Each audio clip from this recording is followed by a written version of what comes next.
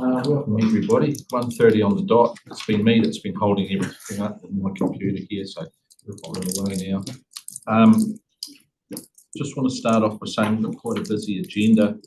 There's a lot packed in there, and there seems to be more and more stuff as we do more and more catchment works from now and into the future that's going to get packed into this meeting. So that's something for the committee to think about into the future on how we see this committee being as whole of the council or just part of the council. Anyway, I just thought I'd just throw that out. Yeah, then something to think about. So I just welcome, and I'd like to ask for any apologies that anyone's come across, or could anyone suggest anyone that's any apologies? You. That? No, he does. He was invited, but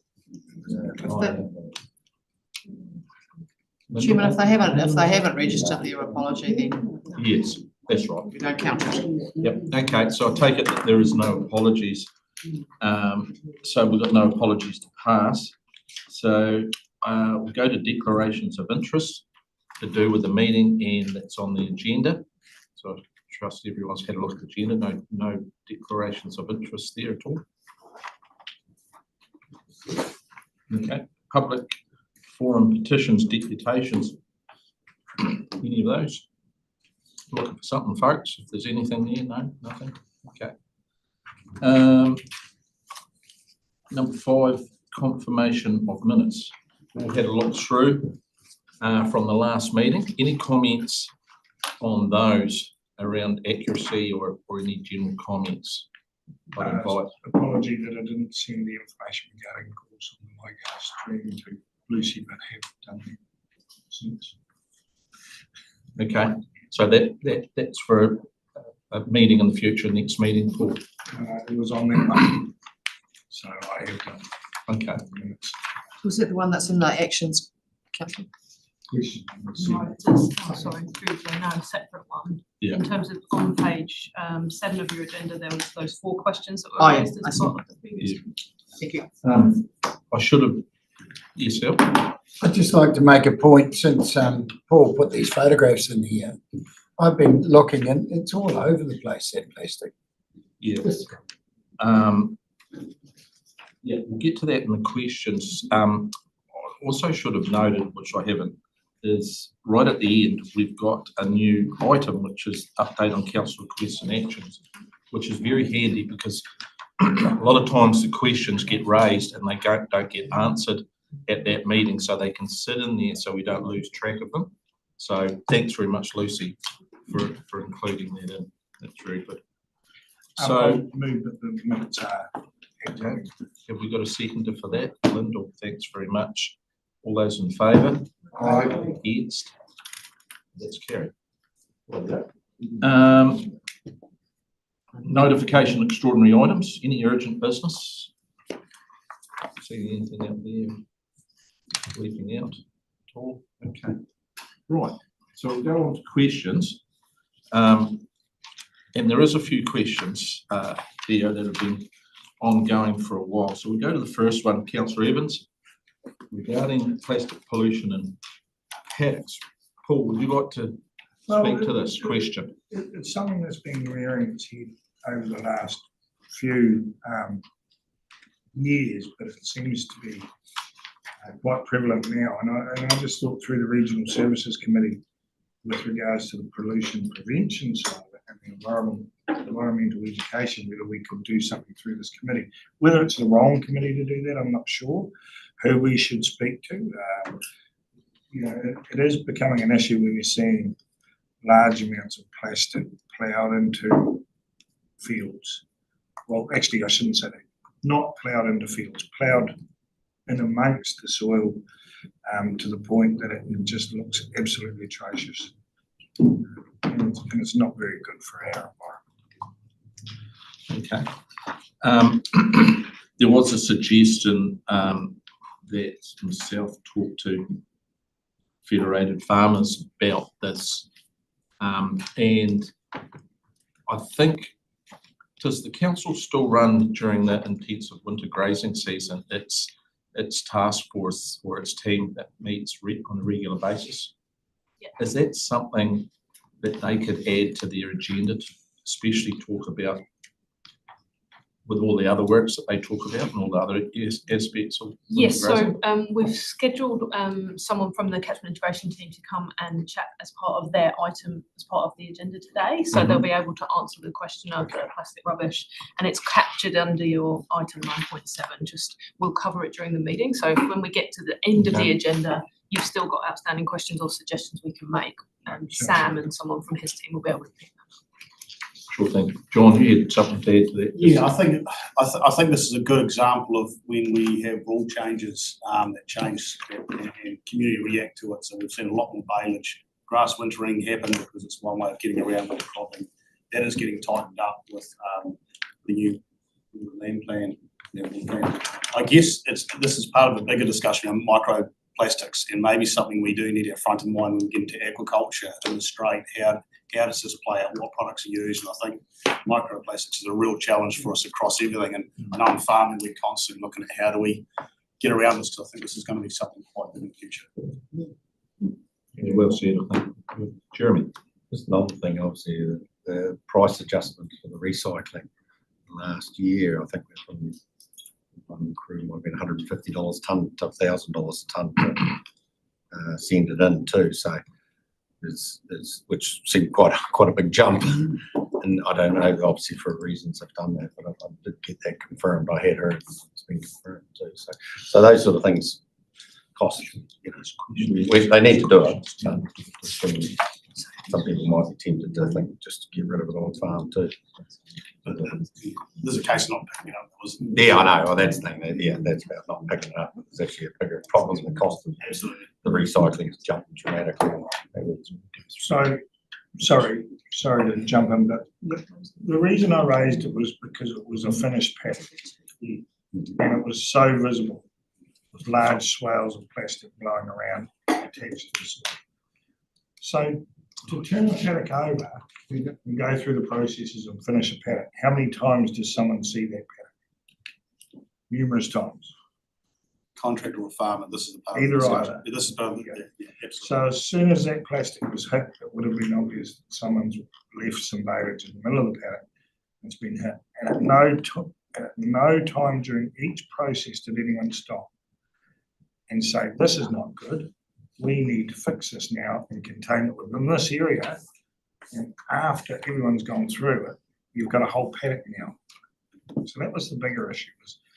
It's about how it's structured, how our education, people that are doing this and not picking up, it's just ludicrous. We shouldn't be in that situation.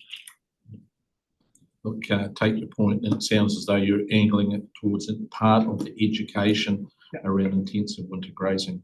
So, got a couple of other questions, Linda and then Nicole. Yeah, I just wanted to pick up on Councillor Pemberton's point about microplastics and remind everybody that SIT have some really good research projects going on there usually. I don't know what the new year looks like for them, but they've done some really good research, and there might be partnership opportunities there for picking up their research, enhancing their research, partnership opportunity, I think. Certainly think it's an emerging topic. Nick? Yes, a couple of things I'm thinking on the education side. We have ads in a lot of publications. It wouldn't be hard to put something in there, and the government are likely to announce very shortly putting a cost for recycling of this product at the product end. The other thing I'm thinking is, do we have any regulatory tools at this stage to deal with this? Because this is not good for our image, and you can look at education the first time, the second time. I'm not sure whether Lucy can tell us right at the moment, but it'd be good to find out what regulatory tools we can actually bring into play here. Yeah, well, it seems as though the educational part of it is the easiest and the most straightforward at this stage, isn't it, to incorporate it through there? So I think we'll work on that, won't we, Lucy, do you think? If we have a tool, we could also put that out on the education and material that. Yeah, something in behind it. Yeah, I think you through chair, I'd just add, I think there's multiple opportunities for influencing both the education but also the regulatory parts of it. So in terms of when we're thinking about farm planning and the adjustment of risk, this is a risk to doing your business. It might not be what farm plans were intended for, but there's opportunity there for us to be thinking about the broader kind of risk profile that occurs on properties. So I would suggest there's multiple routes we could go down to influence this. Still, something. Total with the korero, I think as rangatira and the leagues in this space, regulatory mechanisms must be looked at. I think decarbonising, if we're thinking seriously about that and not incentivising petrochemical industry in the use of plastics and the development of plastics, it's a big piece of work that we need to really consider in this climate change crisis we're facing. So, Okay, that's good. I tend to agree what yourself and Nicola were saying. Education and regulatory backstop, and then that changes the balance as time goes on. Yeah. Rightio. We've got another question there. Let's see. Councillor Pemberton received a letter about a broom issue in the Marara River upstream of the quay. You want to speak to that, John? It's here on the agenda. Yeah, so I just had a community member who actually has got land in both Otago and Southland, and I guess what sprung me with concern over the management we've seen between two different councils, and then had some suggestions around how do we get bang for buck and how do we keep on top of the weeds, and also we had a discussion around gravel management and how we are using sprays to try and mitigate vegetation growth so that gravel moves down the river. So I guess the question really is, what is our budget, what is required, and is it being efficiently used? Have we got anyone who could speak to this question? I've got a Yeah, so through you, Chair, the team have advised they'll cover it off in the item on the 9.1, the At the progress end. on works and product contract. So Would you like to leave your question to that? Or would you Just, like to say something now? I just wanted to clarify it with the person was giving examples of weed control in, say, the Vong as opposed to the Upper Marara. So he's giving examples and he's asking, are the regional councils, one's doing it well and one's doing it bad? Yeah, and I think Is I that, can't speak for how Otago is that operated. the way? It felt like there was a partnership between the landowner and the council with Otago. Okay, And it seemed to be more effective than the ad hoc approach that he felt we were having down here. okay, cool. That's what I really wanted the clarification. Okay, cool. Well, that's quite good. Rightio, we've covered off in those questions, I think, and then we've got some at the end, at that item at the end too, that we can follow up on. So any chairman and council reports? None from me, but any reports from councillors you'd like to table? Okay. Okay, let's go into reports then. 9.1, progress on works and public bodies contracts. It's page 13. So it says Randall here. You didn't see him up here. Does have one or two pages.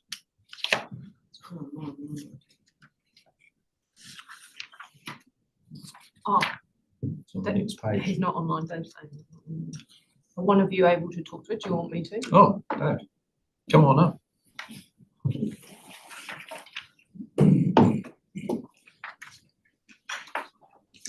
Take the report as read, Mr. Yeah, Chairman. yeah, Any questions? yeah. Anything else?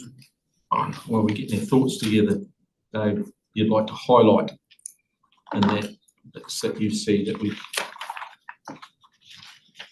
So I've just got a couple of notes from Randall, who's an apology. Just on the LTP project, they're really, it hasn't started, and obviously that's a project to assess if it's feasible to do a 1 in 100 year level of service. So we haven't started that, and that's comes down to waiting until we receive additional resources for that really. The current staff were fully committed to the work programs, and as we receive those resources, the plan is to start the LTP business plan. Could I ask him immediately out of that LTP, that was in July, so we made that commitment, but we haven't started. You're saying it's through resourcing That's the information. of people, so capability to start that work? Correct. Okay. So, I've got a question, John, and then Al. Yeah, probably just similar to Councillor McDonald's. It's just, was there a timeline out the back of the LTP on expectation of when this could be completed? I'm unsure that's right. It's over 3 years, these projects. So I think it'll be the technical modelling of it. I'm assuming the way we need to get in place to know exactly what we are going to do. I think we've hit on a point here that Jim saying the modelling, you're saying that we haven't progressed any planning, is that right, thus far? This is the place for these things to come out in meetings. I'm sorry, Dave, I know this is not your report. You're correct, and yeah, what I'm saying there, the plan is to start that LTP business plan once we receive the resources. Okay, so that's quite clear. Yep, thank you. Al, and then Jeremy. I see you've done your flood bank inspections. They're quite important. Is there an improvement, or what's the outcome? To be honest, we're working through that, so I don't have any figures or information to give you on that yet. So the town banks are quarterly, the rural banks are annually, and unfortunately, because we've been that busy, I haven't sort of worked that out. No trouble. Yeah. So just Lucy. to add to Dave's comments, what the team does in terms of the inspections annually and rurally, depending on the criticality of the banks and what the work has been being done over the last few months, has been writing to everybody where they've found defects or additional things that have cropped up that they wouldn't have seen in previous inspections. So putting that onus onto the owners and the landowners to make sure that they understand what their requirements are, and then going back and supporting them through those processes. So that's been a big bulk of what the team's been doing over the last year. So it is moving in the right direction, because that was in the LTP, that was one of the things that we needed to do, was to tidy the banks up. Yeah, so a lot of what the LTP covered was setting that kind of baseline and the team getting what they needed in terms of resource to be able to help them both know the state of the network, the whole network, and doing those regular inspections by walking the banks, and then starting that record keeping for where we knew things were a problem and prioritising the work on that basis. So that's the work that's been underway the last 18 months, which I obviously can't take any credit for at all, but that's what the team have been working through. So yeah, we've been building that by baseline to know where the problem areas are, focusing that into what our prioritised areas are for the work to be done. So it's all been building. So can I have a supplementary one, sir? We, I think in the LTP, made a recommendation that we had 5 to 7 more staff. Have they got them and they're still having trouble? So through you, Chair, part of the reorganisation proposals that we're currently working through across the whole organisation includes an uplift of the catchment group, and that includes those roles from the LTP. So we haven't got all of them, we've got some of them, and we've been using contractors as well temporarily whilst we've been working through the reorganisation. So we've got Jeremy, Morris, John, Nicol, and then Eric. Through the chair, thanks to Councillor Gibson. You probably ask the question, and I'll probably focus on not Dave's. This is Lucy, General Manager. So have we got some more staff that we were meant to obviously designate from the long term? We have got more staff, but we're still not getting the work done. I'm just trying to question. Sorry, Lyndall. You haven't got all the staff. No, but you have got more staff in those specific jobs. Yes, so No, through you, Chair, the LTP decisions for additional budgets for Yeah. salary for additional staff. Yeah. We've been making use of some of that additional staffing through this year for planning and making sure that we were doing the work we needed to do. That included the additional monies from Kānoa, so a lot of the LTP question from before, that additional money that we got from MB in August. That's obviously taken some of that additional resource to prioritise those projects that were the ones that you had flagged as well as part of the LTP. So yes, we have got some additional staff. We've got more additional staff coming, but we'll, the roles weren't allocated as part of the LTP. The salary was allocated as part of the LTP.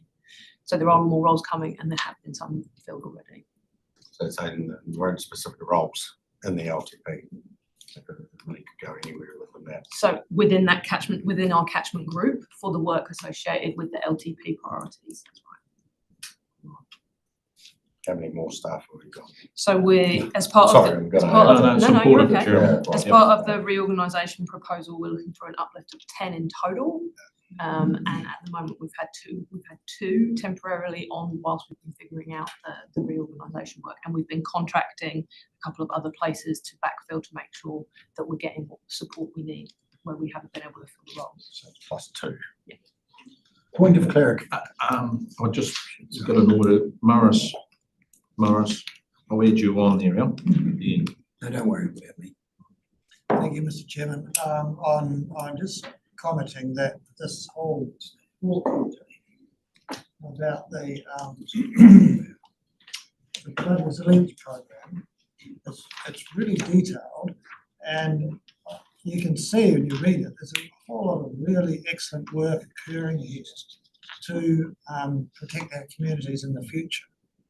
I'm particularly encouraged by the investigations in various parts of the catchments to look at the flow concept and reducing the risk over, so that we can enhance biodiversity, enhance the naturalness of rivers, and also protect communities at the same time. When you read through all of that, page 14, 15, 16, it's really impressive. So I would just like to compliment the staff on this excellent work. Thank you, Morris. So we've got John, Nicole, and then Eric. Yeah, just I guess to Chairman Hole's comment, 3-year LTP. So is the maintenance we're looking at that seem to be looked to be under a rather urgency matter? Is that a 3-year plan, or is it out to a 3-year plan?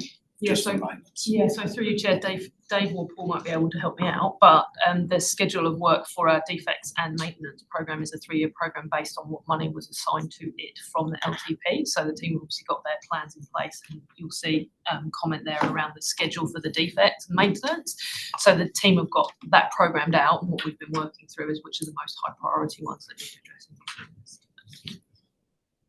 Excellent. Nicole. Yes, look, was comment early on about the defects. Well, we certainly heard from Randall at Winton there last week that they'd significantly reduced the known defects on that catchment, and I'm assuming that's happened on the other catchments. We might have the information available today, but we didn't want the public to think we were not working on that because they'd made significant progress in that area. Another thing that came up at Winton was the people having difficulty accessing our flood network, and hopefully that's something that we can resolve. So it's I think there's been a change in it, but when people that are in the catchment can't, it's raining and they can't actually find out that that is an issue. We know after Hawke's Bay the importance of having a really efficient forecasting things that people do know well ahead if we're going to have an issue. So it'd be good to have that followed up to make sure that it is user friendly. Yeah, thank you through Chair. Just note on the flood notification network, we were aware that when we changed over to a different web portal that we've lost the historic elements of the record keeping there. Not lost, they're just not visible. So the team are working through how to turn that back on so everybody's got that same level of functionality and information that they've had previously. So I can follow up and give you an update the next time we are together. Eric. Thank you. A couple of meetings ago, we had a report of the location or discovery of an extensive infestation of old man's beard over in the, I think, the Dipton area. So two questions. Given the visibility of this as a weed, you can see it from several hundred metres at times. I'm interested to know how extensively we're searching other places for this, and how has the spraying or elimination program gone? Can we answer that at all? So through you, Chair, Paul will be able to answer the spraying part of it, but also Polly might want to jump in from an old man's beard perspective, so. Come up. Tag in. Thanks, Dave. Through you, Mr. Chair, I could advise that the Reti old man's beard was sprayed last week, and we cleared a sizable patch on the wire above the highway bridge there to Tetbury just recently as well, so, We're still finding it. yeah. You were actually going to touch on that in my report a little bit later, with some nice pictures of the big find that we found, and we'll largely be tackling that by hand. with, Okay. Thank you. Okay, that's very good. Any further question? Lyndall? Can I take us, thank you, Chairman. Can I take us back to that broom conversation? Yep. And I wonder if somebody can clarify for me, the River Liaison Committee's decision to reduce their financial contribution in the expectation that the agencies would pick up the slack. Is the current situation a direct result of the agencies not contributing to that, or is there something else? You know, I could probably answer that. It's primarily around the Department of Conservation, lack of funding. They've had to trim their budget back quite severely, so they're giving us 10K, and that's all they've been able to give us for about 3 seasons now. And you'll be aware from the report there that the Liaison Committee voted to contribute 50% of what the department was contributing, and so fortunately we still have a 40K being contributed by Land Information New Zealand. It gives me a budget of 55, which is sufficient to do about 100 hectares, and I need to be probably doing in the vicinity of 300 per annum to keep on top of it. So at the moment it's just ramped it up to the Marrow, which is what the complaint was about. The supplementary to that, I guess, is it fair to assume that the River Liaison Committee's decision has kind of backfired a wee bit? I think they'll draw a line in the sand. Yeah, right. They're trying to get a resolution to this, and this is the only way that they feel that they can get. There's still hope.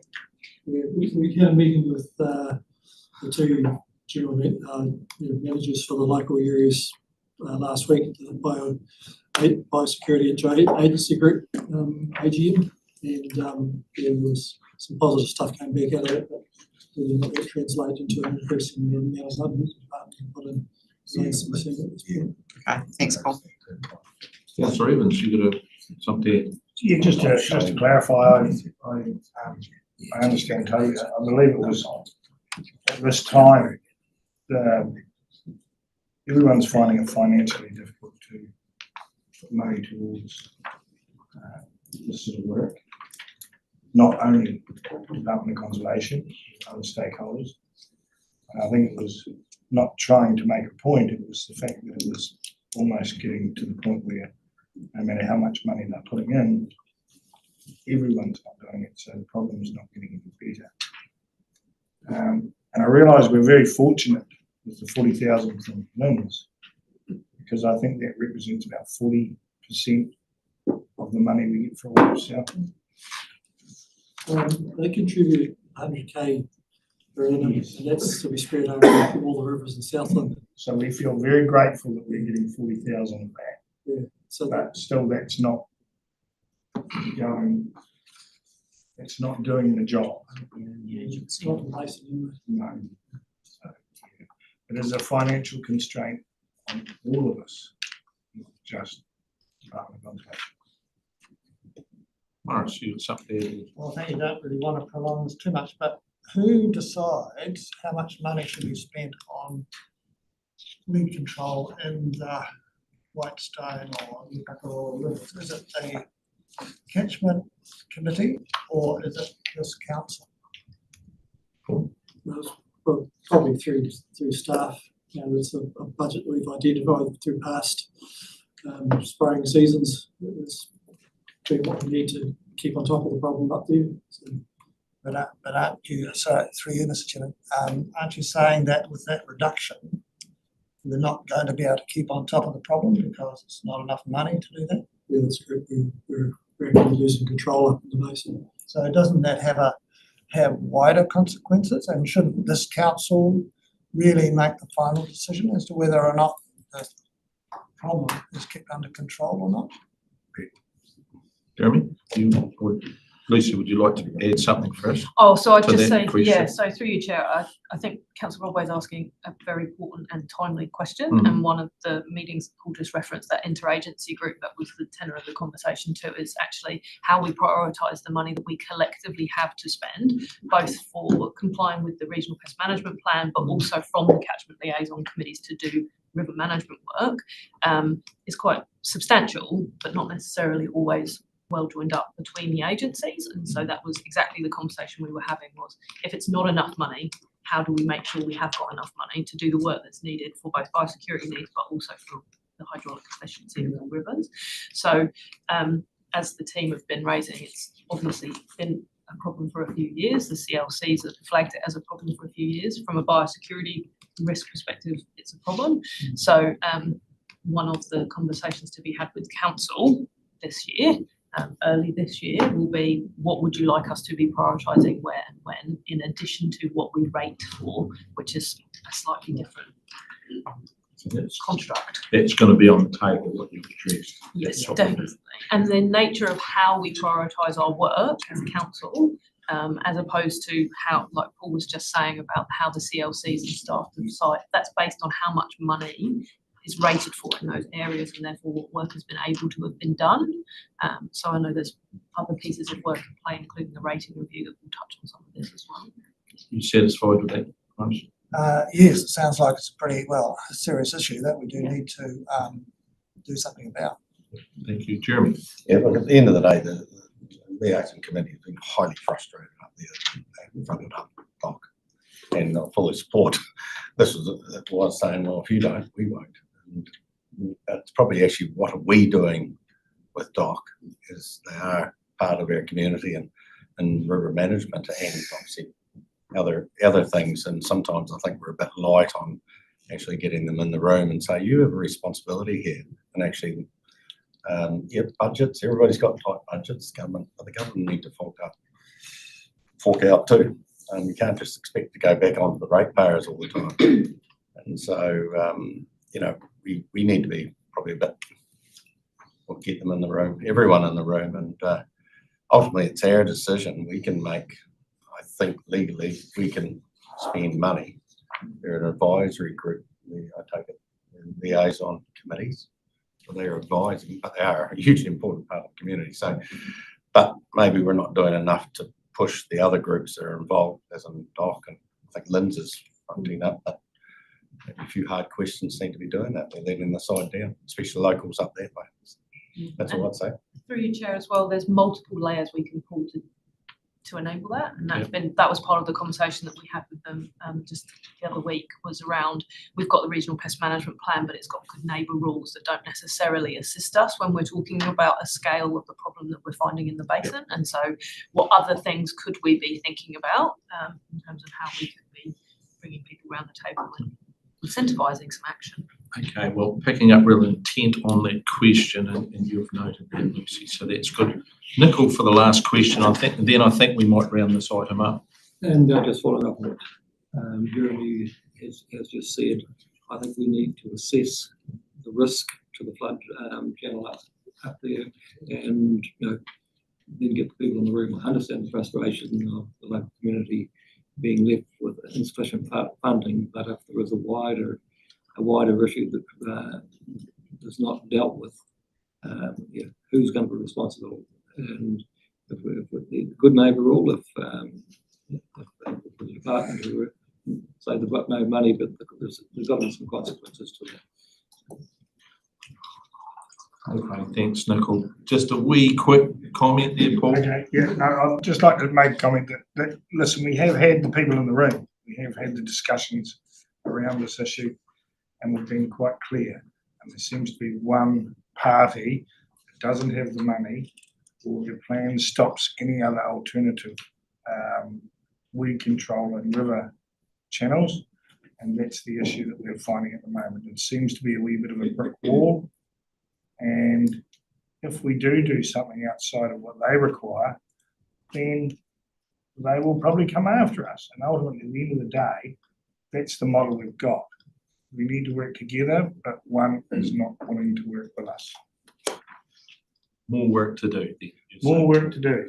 Rightio. Look, I just got a wee final question on this item. I just see on page 17, talk about flood modelling.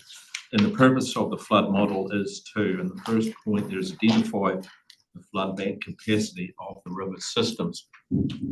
So I'm just highlighting that. It seems quite clear, but the question's probably to Lucy, will we be able to give information to all of the residents of the region on that capacity of those flood banks at some stage?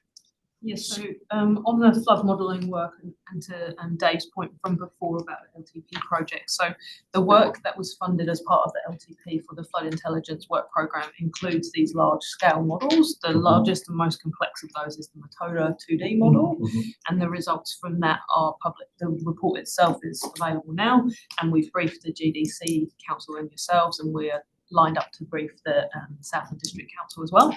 In terms of the other parts of the flood modelling, that as and when they become available, council will get briefed, and in terms of how we're going to then use them for informing design, that would be a key conversation for council, and that'll be when we would be wanting to have conversations with the public about which parts are lined up for when and for what purpose, what we're using the intel for.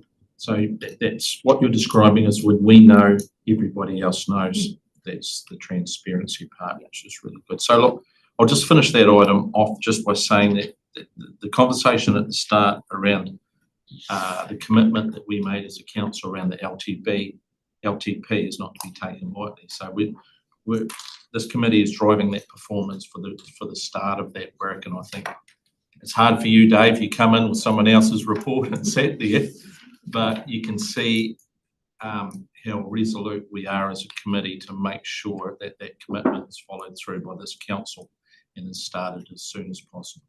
So thanks very much, Dave. And look, if I can get someone I'll to move, very good, thanks. Jeremy to second. All those in favour? Aye. Against? And that's carried. Thank you, Paul. Move on to the next item, if we could. Which is 9.2, page 34, biosecurity and biodiversity, the Q2 report. Oh, Polly. Yeah, very good. We're swapping the polys If you go ahead and introduce that. Right.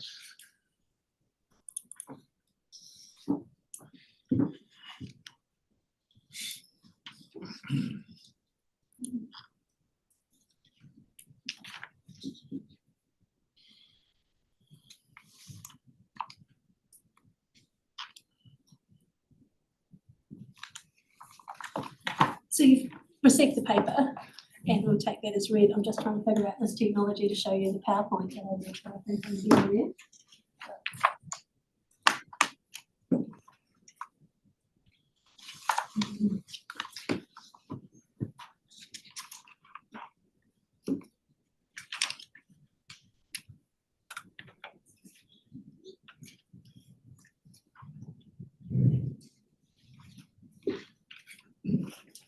So I've just got a PowerPoint to take you through some of the highlights from the report.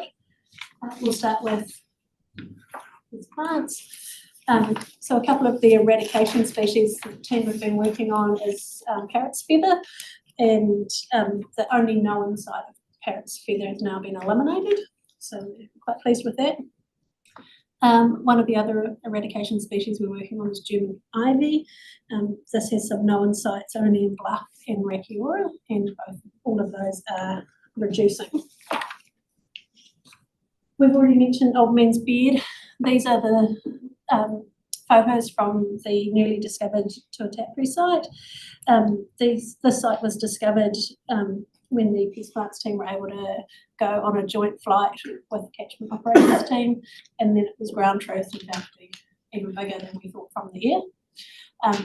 These Old Man Beard plants in this location are already well established over mature native plants, so just a broad scale spraying of this area wouldn't be useful because we would kill the native plants in the area, and Tuatapere is not that far from Fiordin really in the grand scheme of things. So this is our largest site found to date. So the more that the team is out on the rivers and able to get seats on flights that are going across those, the more we're finding things. So we haven't checked all of the rivers yet, but we have checked a couple of the main ones and found some new sites. This new site is part of that. We've also had some work going on in the biological control. So we've got the Horatian goldfly, which are the pictures up there, and the team have training in that. The Darwin's barberry seed weevil monitoring at a new release site has been undertaken. And we've also got the public consultation for a Chilean flame creeper leaf beetle underway, and a couple of Darwin's barberry agents are ongoing. And some of the team also attended a national fire control collective annual meeting. So there's a bit going on in that space to try and get us some more tools in the tool belt to deal with some of these pests in the wild. Wild and conifers. So this was populated yesterday, so we've got all of that today as well. We talked about the exemptions being lifted under Rule 14 for a couple of sites, so that's been quite a success. Those are properties that have now got their wild and conifers at a level where they should be able to maintain them themselves, so they've come out of a work program that we were leading with Mid-Dome. The Mid-Dome work has begun, and we're working on a new MOU with the Mid-Dome Wilding Trust, and some Takatimu aerial spraying trials have been undertaken. So in the photos, you can see the top photo is Contorta mugo on the Cheviot faces. The second photo is radiata spreading into river bluffs off a shoutabout near Te Anau. The third one is another mugo site at Mid-Dome, and the bottom one is Douglas fir seedlings coming off and joining private Douglas fir forestry in the Takatimu Mountains area. So got a range of species that the team are working on with those, and a range of situations in which they're spreading from. The pest animal team have also been busy. So in the Q2, until the end of December, we set up 2 new possum control areas. So one in the Willanda Downs area north of Ojai, and you can possibly see the red line on that map. So that's quite a large area. And another one in the Strawton Flat west of Mount Minton. So again, another large area with really good buy-in from local landowners.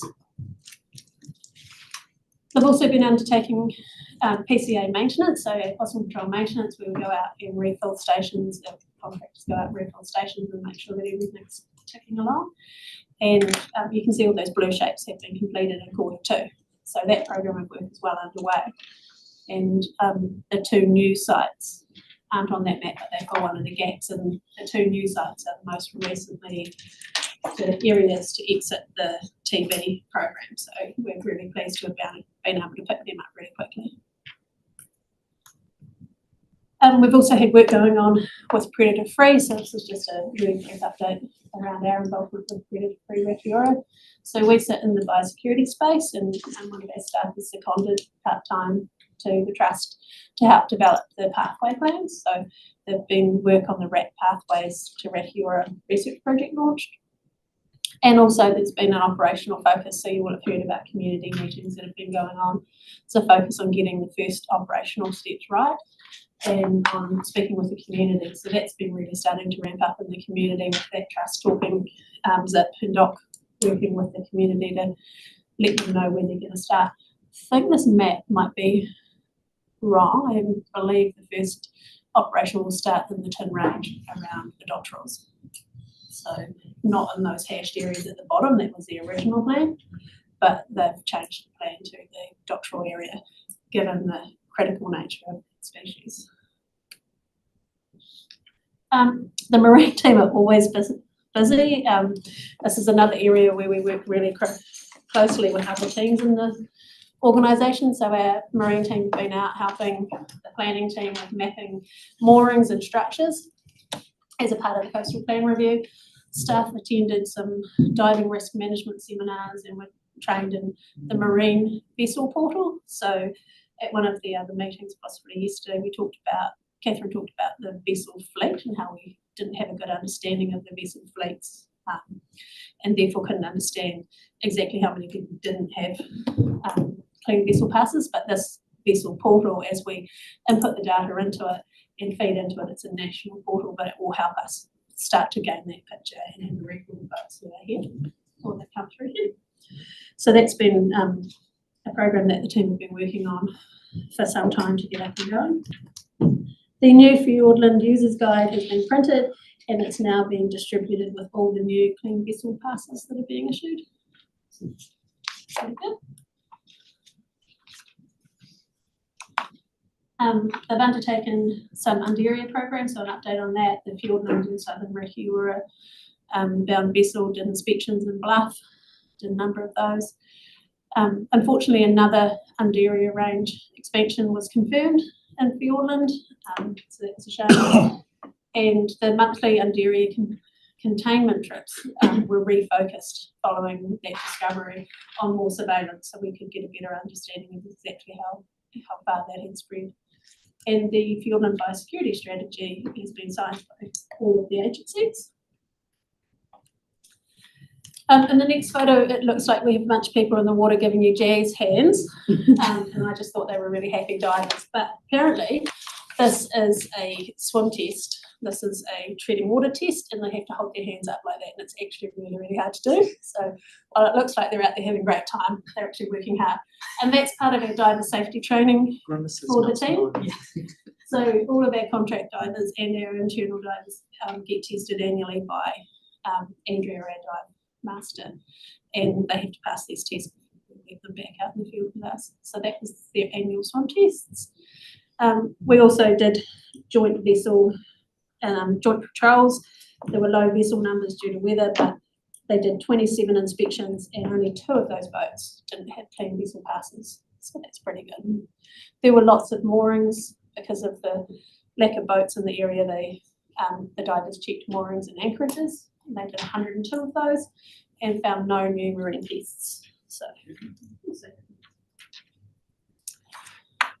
and then to round things off, biodiversity team have been out and about. So the biodiversity team didn't get in touch with many landowners during the heavy rains. They weren't able to do work anyway. We didn't want to bother them. But once the rains cleared, they were able to get out and do environmental enhancement fund site visits. This slide looks like a bit of a promotion for AT220s because they seem to be popular at the moment. But we do promote and use other tracks as well. And there's all sorts of work going on. I do have to give a warning that in one of my future slides there is a dead animal coming up. So just, I was told I had to, I had to preempt that with a warning. They've also been working with landowners who are undertaking weed control. They've been working with some teams who have taken some hawthorn out of some really sensitive wet forest, so that was in the Sherwood forest, and educating landowners around use of vehicles within their areas. So, you know, it was great that people were trying to get into the area to use a quad bike to do lots of spraying and work, but it actually damaged the roots of the kikatera tree, so educating them on how to get around their sites better without damaging their trees. They hadn't realised that their roots would be damaged by that kind of activity. So that was good. We also support the Southland Ecological Restoration Network, so that's something that Environment Southland has supported for many years. We support them through maintaining a website with them and through supporting them to do field trips. So this was their spring field trip that happened in November and they went to a number of sites in the Matara River area, including the Gore landfill, and looked at the restoration there. This is the slide. Oh no, the next slide.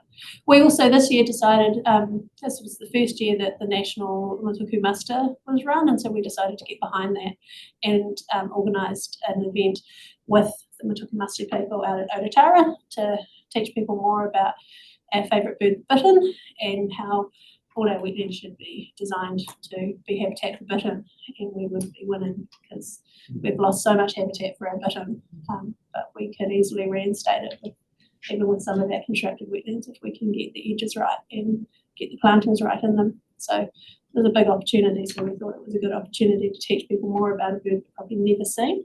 So we had a World Wetland Day event at the weekend, and most of the people there had actually, they knew about bittern, but they've never seen one because they're so cryptic. So you're likely to hear them, but probably, yeah, but you'll probably never see one unless you're lucky enough. Oh, this is the slide. So this is about our Lower Matara covenants. We've had the contractor out servicing our DOT 200s, the cleared bait stations. We've put in some A220s and some Steve Allen traps. So if this photo shows you a new arrangement that we're trying with a AT220 on the tree and the Steve Allen trap below it, so that we can increase our catch rate. So in the quarter two, we killed 2 possums, 5 rats, and 1 unknown species, and 1 cat was seen on camera. So we're slowly getting the cats out of the area. They can be tricky to find. And also down in the Lower Matara area at Smith's Block, we undertook planting. So we planted 600 plants, 11 different species. And you might be able to see in the picture here that there is this lovely black plant guard, and some people may be familiar with this group won an environmental award. And they were very passionate about explaining to us how they would grow better than anything else. So we decided, because they haven't done any scientific trials themselves, and this isn't particularly scientific, but we thought this was a really good place to do a bit of a trial. So we put out some of our tried and true covers and some of theirs, and we've measured the plants that are in those guards and all those different guards. So we've got a combination of different species in each of the guards, and we've measured their growth when we put them in, and we're going to measure their growth in the coming season to see if their claims can be upheld that they will outperform anything else. And also we found it was a good place to try it because it's likely to be flooded, and we wanted to see what would happen. So we know with our other guards in the floods that we have, they wash over and then they stand back up. We don't lose too many of them, but we're interested to see what these heavy guards are going to do. They're very heavy to handle, and But reusable in theory. So in theory, we hope they stay there and they don't wash away. We thought it was worth a try. So we've measured the height of 50 random plants, across a mixture of species and guards, to see if we can provide any information back to the company on whether they really do outperform all those other ones that we've been using for a long time. Is that the group from Dipton? Yeah. Innovators from Dipton. Absolutely. Your Full of them. influence Dipton's full of is them. unlimited, Chairman. Absolutely. Yeah. Just thought I'd point that out in case you didn't know. You've got some more slides, Polly? Okay, so look, we've got a couple of questions waiting there.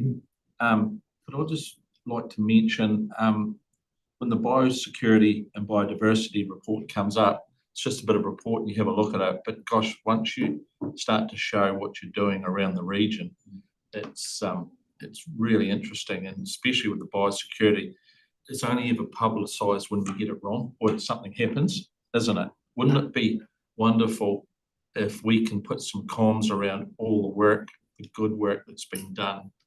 And actually the work around the region is a lot of collaborative work through both those parts, biosecurity and biodiversity, isn't it? So I think that's a challenge for this committee, is to actually elevate the work that's been done with your team around the region and others. So we've got a couple of questions lined up for a while. We've got Paul, Eric, Al, Lyndall, and then John.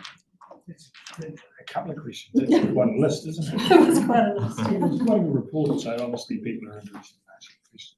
I was gonna ask a couple, just around the old man's beard, you're saying you're finding more than you thought, and you had photos up there of quite a large infusion, and it looked like the true left above the Whale Bridge, just where the access is at the end of Birch Street there.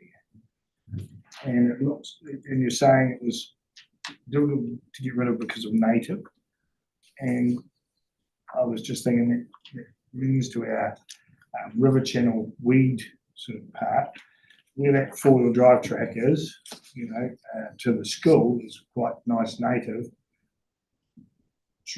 fully matured trees, but the remainder of it towards the river is probably still a wee bit of native, but it's a lot of vegetation that's grown up, and I would suspect that's where the old man's beard is. Would that be true? Through you, Mr. Chair. Unfortunately, I haven't actually been to the site. I don't know its exact location, but I do know it's a mature native trees. Yeah. All He's He going was to on tell the me flight. I'm in the completely wrong area, so I hope I'm not. Through you, Mr. Chair, we've recently been in there with and cleared all the willows that were on. Yeah. The thing there, so there's a lot of the old man's beard was actually in there, so we pulled that off, buried it underneath the thing. There's still a bit of it in there, but at least, you know, it's sort of open now, and Jolly and the crew can get in there and start treating it. We do then go back in there next summer, and it's a wee bit further up from where we got to this time round, and these guys will hopefully deal with it then. So that leads to my, sorry, through your chair, leads to the extra part of the question, which is how does this old man's beard move? Is it through human movement? Is it through water flow movement? How does it move? Because of it through human, then we need to cut the area off maybe. Or if it's through water, or is it just through air or birds? What? Through you, Mr. Chair, I'll defer to Estelle. It's windborne, so it's seed dispersed by wind. So we really need to get rid of it. I'm just trying to remember whether I've seen it, and I think I have, but we get up down your creek past the fishing pool, the swimming pools at Tuatara. But also regarding trapping in the PCR areas, the cats, you're saying that it's good to see that we're catching some of them. I've noticed a huge increase of dead cats on the roads, and notification from one bus driver in particular, going up the Milford Road, up the side of Lake Tiana, a huge increase. I'm just wondering whether I know there's some dock and minister land up there. I wonder whether it would be good to have a test site up there for cats in particular. Through you, Mr. Chair. So I'm not sure what the situation up in there at the moment is, but I do know that probably maybe 4 years ago, before I came here, there was a rescue group at DOC were having difficulty with who were feeding cats in that area. So there's that community element to that kind of work as well. People think we should rescue them all, but I guess it is a place that maybe DOC need to look at, considering what they do in the national park. So you say allow DOC, maybe I can petition DOC. I think it my would role. be a DOC issue. Okay, cool. Park and along the road. That's good, thank you. Thanks, Paul. Eric. Thank you. Just a few questions about the pest control and particularly possum control areas. Reading your notes here, it looks like what triggers us to set up a PCA as an animal health issue rather than an environmental issue, given that you've said these are both in areas where there has been TB. So my first question is that the only trigger we have to decide on a PCA? The second one is, if it's predominantly an animal health response, do they contribute some of the purse of money to assist us in that control? Mr. Chair. The main trigger for us setting up a PCA is community buy-in. So when we get about 90% interest from the community, then we can set the PCA up because we have enough collective power to make it effective. The reason that it was noted that they were the most recent, having gone through the TB program, is just because they are still not on the full ramp up of returning possums. So because that program has been there, they've knocked them down and kept them down. So the sooner we can get into those areas, the more gains we have to make. So while keeping possums low in Southland, we'll continue to keep TV out of Southland. Our main reason for doing it is for the environment, and it's triggered by the landowners agreeing and getting together and wanting to have that happen. Okay. Thanks very much for that. We've got Al, Lyndall, John, and then Nicole. So Al. Polly or Polly, was there any difference in survival of the plants and the different protectors in your wee experiment? Through you, Mr. Chair. We haven't done the second measure yet, so we're waiting for them to go through a bit of a growth. But we will let you know. Thank you. Lyndall, Next, we've got 3 questions. go for it. Alright. One of them's a closed question, so it's pretty easy. The progress that we made on the Darwin's Barbary and Cotoneaster and Tiano, thanks to the Jobs for Nature funding, the new results are showing, good results from there. So are we going to have the broom situation from earlier where all that good work will be wasted because we haven't got the funding to put back into it? So is that ground going to be lost quickly?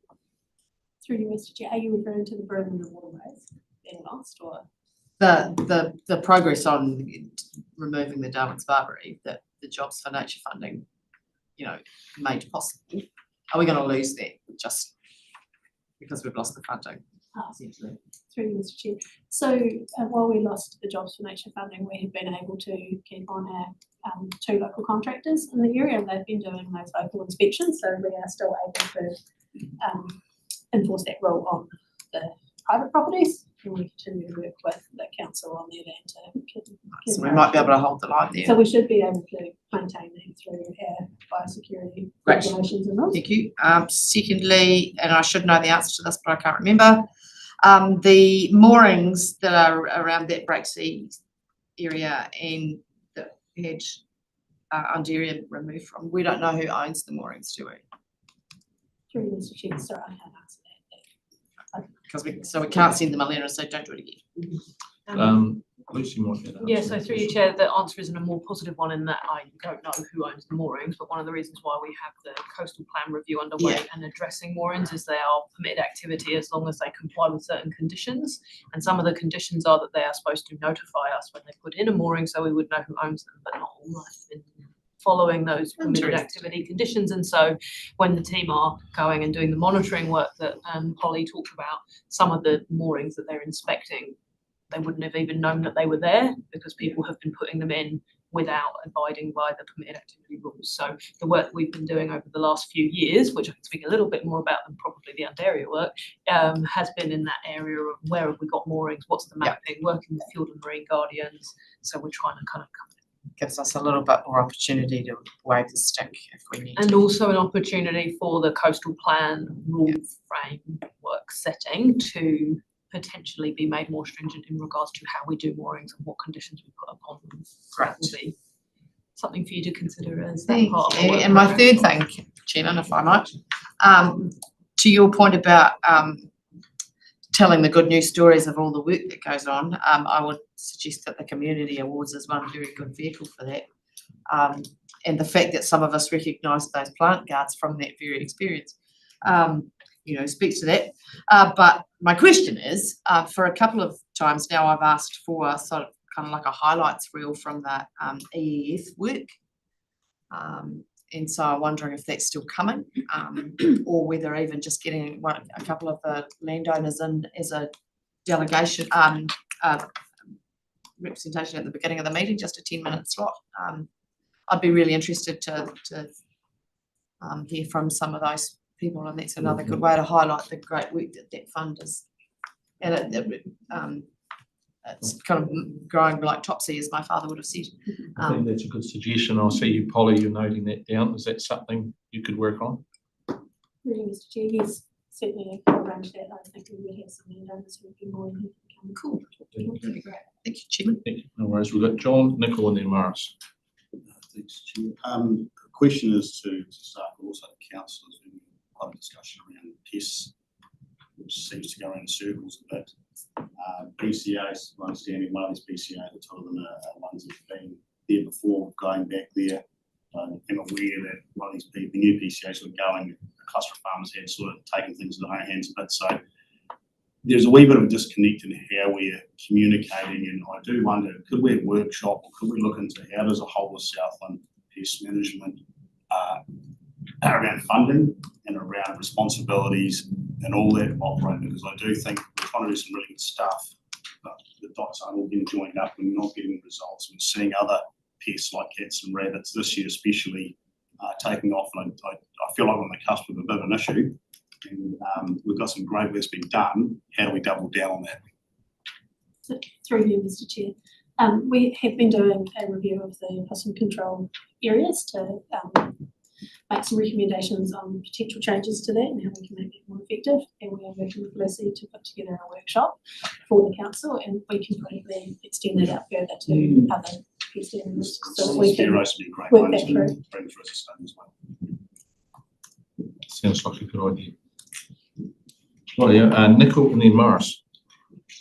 Polly capably answered most of the point I was going to make about why we're going into the areas where TVs is pulled out, and it is an opportunity when the numbers are low if you can set something up. And we're on the local government rep at the moment. It's about worked out about to lose our job on the Osprey committee and going back to straight stakeholders. But I've argued reasonably successfully over the years that we've an organisation that is trying to rid the country of a disease, keeping the vector numbers low is actually a win-win situation. And because if they pull out on the, like the Hokanui, for instance, you'll never get the last possum out of those areas, and the potential for TB to come back is quite prevalent. Therefore, working with regional councils, you can perhaps set up PCAs, and obviously there'll be a workshop. We know one of the weaknesses has been some people said we'll look after our own, and that has been one of the failures around the countryside. I think probably in the future we may decide that there will be a designated person who does the whole area to make it more effective. Something else written down there? No, I think that's about it. Yeah. Thanks very much, Nicol. We might just wind up with Morris. You've got a question. Well, thank you, Mr. Chair. The report on marine biosecurity didn't include, and I think I saw in your presentation that there was a new infestation of Undaria in Dusky Sound. Is that right?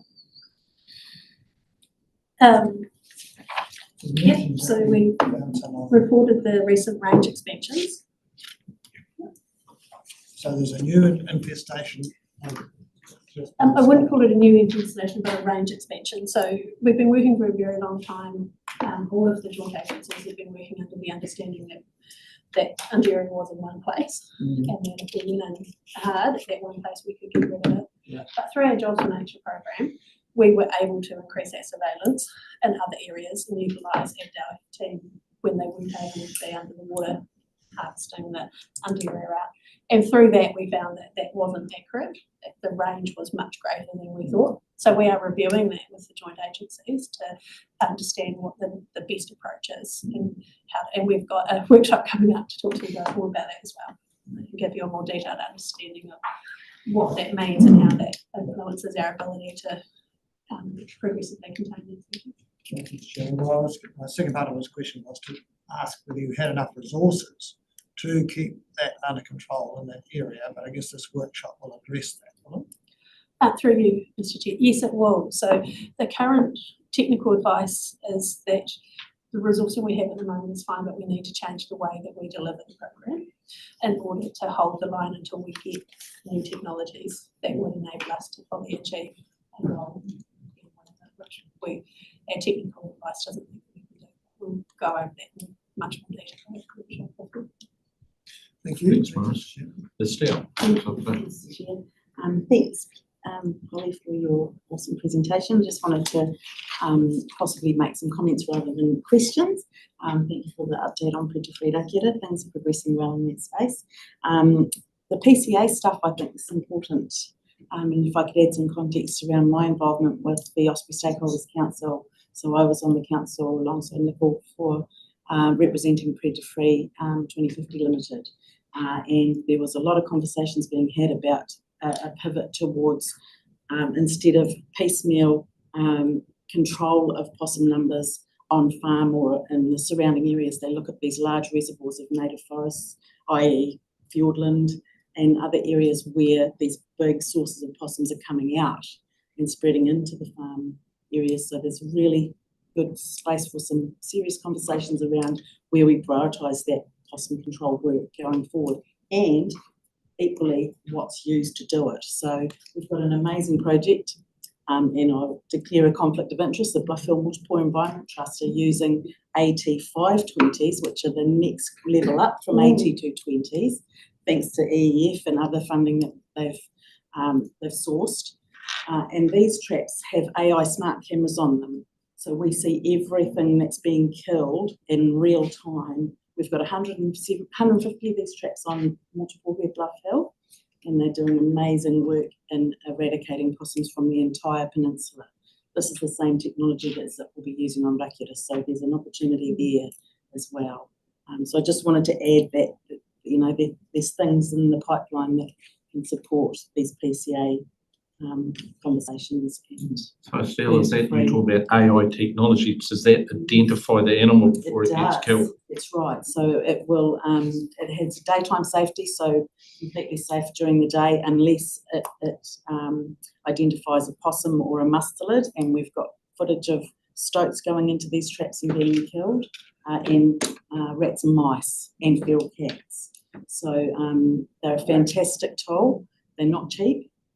They're $800 per trap, but as the technology develops and more become available, of course, like everything, the price will reduce with that. So, yeah.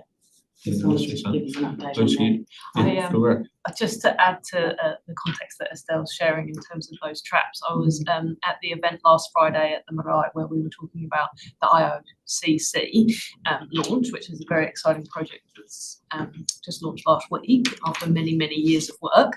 But one of the very interesting people I was talking to was the chap from the Bluff Hill Trust, and he was saying, David, and he was saying that he's done the numbers and the cost per kill, which is a kind of scary thing to be saying, but like a cost per kill for these particular kinds of traps, even though they are expensive, they're much more effective in targeting the things that we want to be targeting. So there is a lot of exciting opportunities to come as technical advancements happen and we can join up some of these thinking, because at the moment there's some islands. He was explaining to me the kind of Wi-Fi and AI network connection pieces, but if we can actually join up some of these really good community activities, we'll be able to kind of build a bigger network where we'll be able to have intel coming in from all over the place. It was fascinating. Yeah. Sorry to slightly. No, that's really promising to end on that. Look, I'll just finish this item up by saying right at the start, talked about Walding Pines. There was a discussion at the regulatory meeting this week about Councillor Gibson talked about a task force around Walding Pines, and it seems as though we need to share that information a bit widely around the council and the councillors around what we're doing, what we've done up to now, whose responsibilities are. So, you know, coming from there, it seems as though we need a more broader understanding of the program in Southland and probably regionally and nationally would be a good thing for an update. So regulatory took that information away. So if you want to talk with them, Hayley, around that, that would be a good idea, and maybe prepare something for the council at some stage. That'd be good. So look, thank you very much. I'll wind this up by saying we need to receive the support. Anyone would move for that? Nicole would second that. Thank you, Morris. All those in favour? Against? That's carried. Thank you very much. Thanks, Polly. So we're moving on to 9.3, Catchment Integration Divisional Update. Oh, Craig, g'day, how you doing? Yeah. You got a report there, I'll just let you go ahead and know what to do. I'll just like to mention the channel with Best Animals, something I've got a lot of experience in, so good to see you sitting around the table. Yes, we've got some really exciting things happening in the catchment integration team, and one of those is the new catchment improvement fund. Hear about that, whereas we've got some funding for two sort of funding streams, which is one's the mitigation and one's the riparian. And great thing is that we've currently spent the money and we've got really good interest for a lot more funding opportunities coming up. So I think we had 45 applicants come in and we've approved 35 of them, and just working through the other remaining around budget and staff allocation and time. It's really good to see, and you'll note probably the majority of them coming in around the wetland space, the retirement of gullies, which is good for any native areas, and also it's nice to have the riparian side, the planting, native planting, working in hand with the wetland creation. So it gives them the opportunity to do both the planting and the wetlands as well. So you get one nice package for two different funds. It gives us that variety to spread through. So the integrated catchment management plans, the Waihopai, that's in its final stages. We've got a draft report in progress there, ready to go out soon. The other exciting one is the Waikawa Integrated Catchment Management Plan Implementation Fund that we have received funding from MFE, and that's too is a short time frame. It's been fantastic in respect for the catchment, for the community. So we've got three streams there.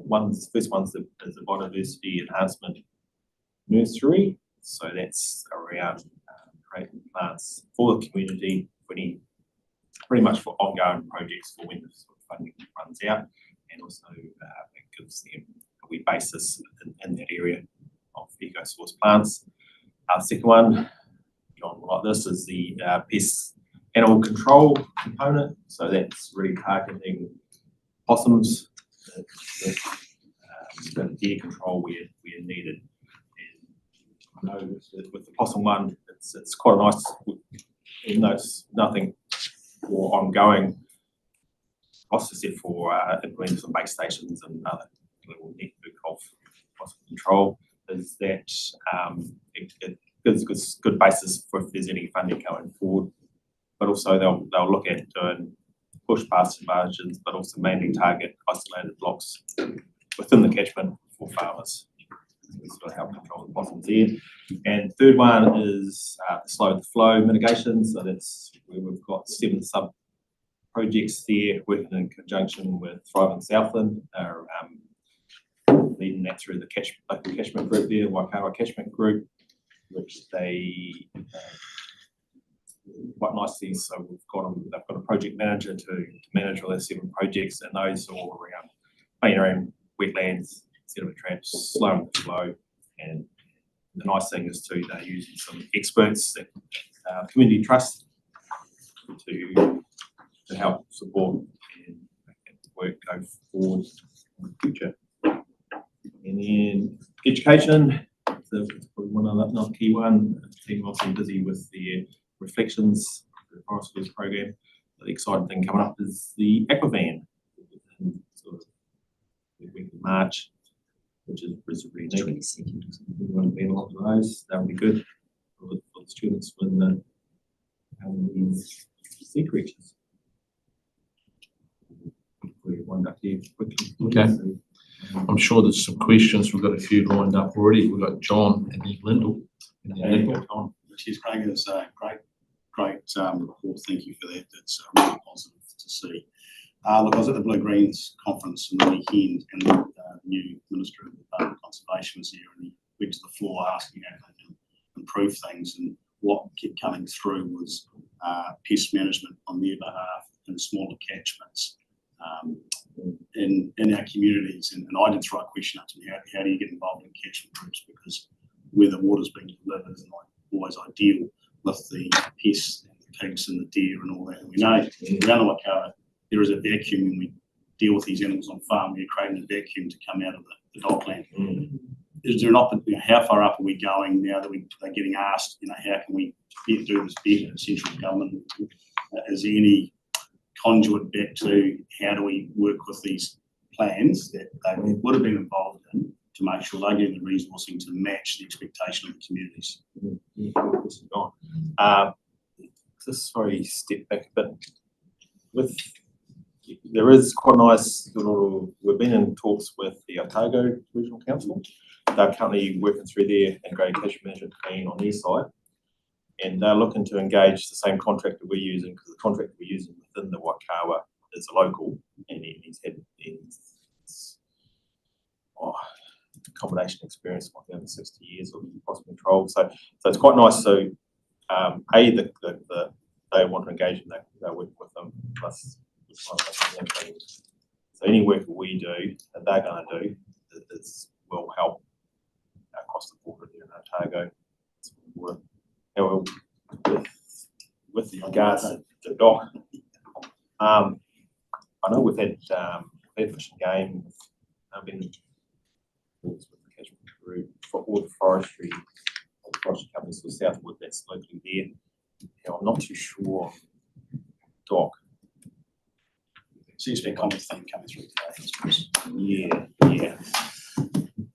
Lucy, just on that topic, Lucy might just want to. Yeah, just on the dock conversation, similar to what we were talking about earlier in the meeting as well. So some of those high level discussions around getting them in the room and holding feet to the fire over both the national park, but also where it kind of butts up against property and our own property and private property owners. One of the things that we've started talking to them about is the impact of pests on infrastructure as well as on biodiversity and biosecurity implications. So the conversation that we referred to earlier with the dock folk and the LINZ folk, there was a biosecurity team there as well as Paul and some of the catchment team. And one of the things that came out really starkly was the impact of stoats and possums and rabbits and those sorts of things on our flood infrastructure is actually really significant. And so at the moment, the way that DOC budgets quite a lot of its expenditure relates to our regional pest management plans. And so they're quite constrained in tying their budget expenditure back to the rules that are specific in the RPMP.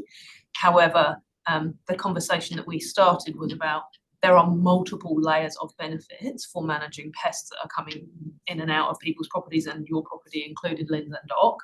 And we have just started to lift that lid on the conversation to say there's a myriad of reasons why you should be doing and addressing work in these areas. So trying to kind of pull multiple levers to address multiple different outcomes, but with the same agency. So we're just trying to tie those things together so that we're not having to have 8 different conversations. And it's great here at Otago, the team out, because that was Yes. the thing, right? Yeah. And so off the back, so that came up as part of the conversation with Doc and with our senior team as well. And so there was actions taken from that to go across the border and talk to equivalents in biosecurity and in the river management team to make sure that we're all thinking holistically sort of south of the south. So Very good, John. So look, that's right, Lyndall, and then Nicole. I'm okay, actually, I've rethought it and I don't need to answer the question. Thank you. Very accommodating. Thanks for gaining minutes. Yeah, I took off extras last time, so give me your stuff back. My question was about the possum control in the Waikawa, and I so I guess reasonably quickly. Will there be a legacy of bait stations or traps, or is it just a lockdown? It's predominantly a combination of those. So it's quite nice. The contractors have worked in the past with the Jobs for Nature funding there, and so we're going to utilise base stations they've got there, plus also the stoat and mustard traps as well. And obviously there has been, I believe they've got a few traps, leaf-on traps as well that they can utilise. So with the Jobs for Nature and what they've done in the past, it means that we don't have to put any funding towards any materials as such, so we can actually get some action on the ground. It's key for this funding going forward. Thanks, Nicole. Al? Craig, are you aware of, how are you? Of any lifting in the incidence of TB in these areas, where you are doing your trapping? Lifting as In other words, getting a higher incidence of TB, or is it coming back in? What's happening? especially in the Wakara Topaneri areas, it's a real high probably feed source or production area for possums, so you've got a good chance of the population expanding, growing, and that's where you risk TB. So,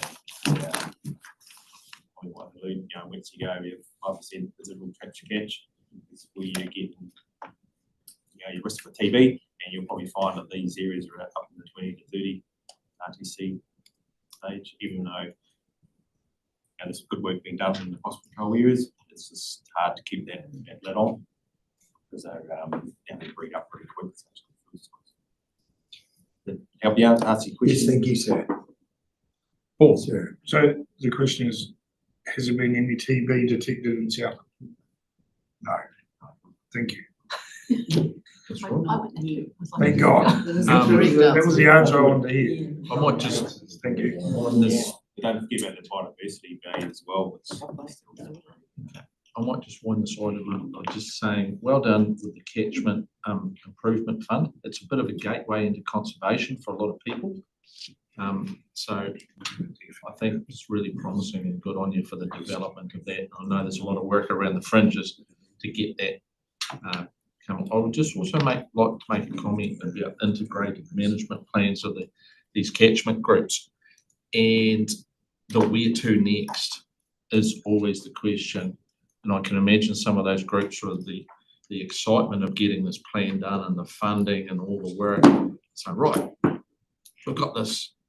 What do we do next? Are we supporting them on those questions of what comes next?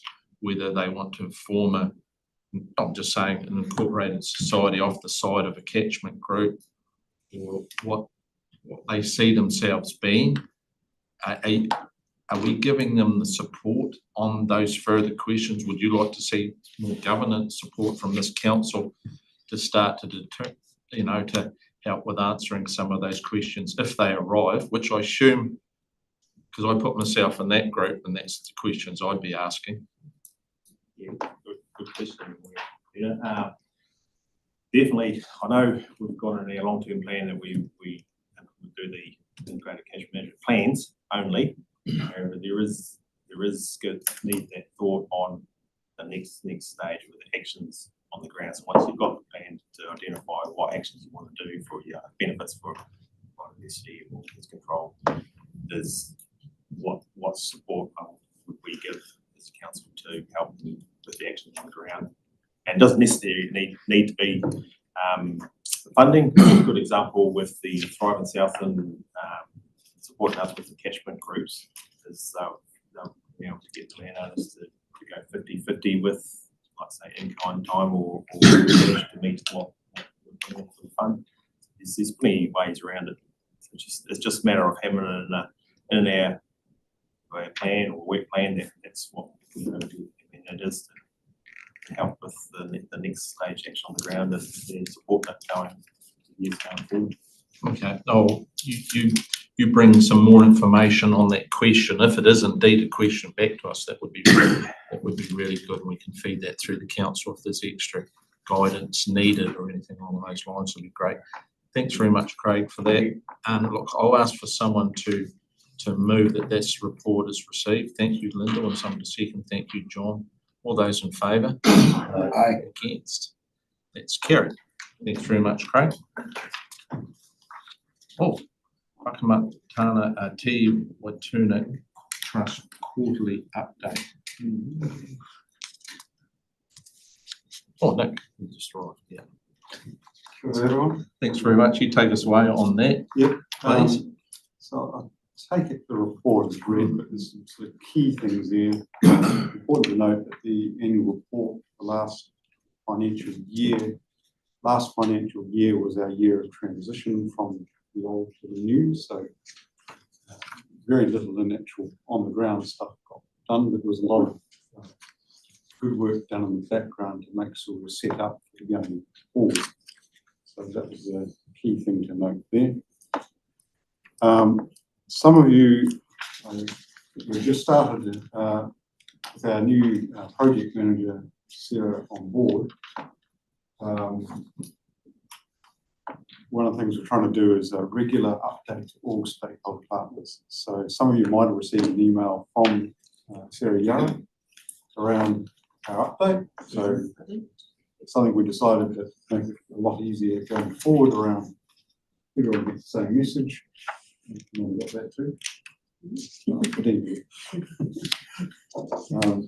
Yeah, so all the key stakeholders will get those. So there's a new partner update now coming out, which will place this sort of going forward. And as part of that, one of the great following on from what Craig was saying around their on-farm or their support program that they've got in place, the trust, Whakamatau Trinity Trust, has put together a bit of a funding stream as well for farmers who want to increase things around that to make in line with our goals for freshwater management. So if farmers want to do something around fencing or riparian planting or battering or whatever around there that they've got, it's going to be in line with the freshwater management values that we will try and achieve down there. There's a pool of funding that they can apply for sort of serious criteria that we need to apply, so they need to be actively involved doing it. It's not just I want this done and do it. They also need to cover up 50% of the funds and all of the other. So that's I think a really good thing going forward. And we're just sort of getting there time of so this the riparian planting or the restoration project that we had planned for the Webster block. So it's we're looking now at what the trees and plant those and how that's going to look. So it's getting near to the time where we're actually going to be taking action on that soon.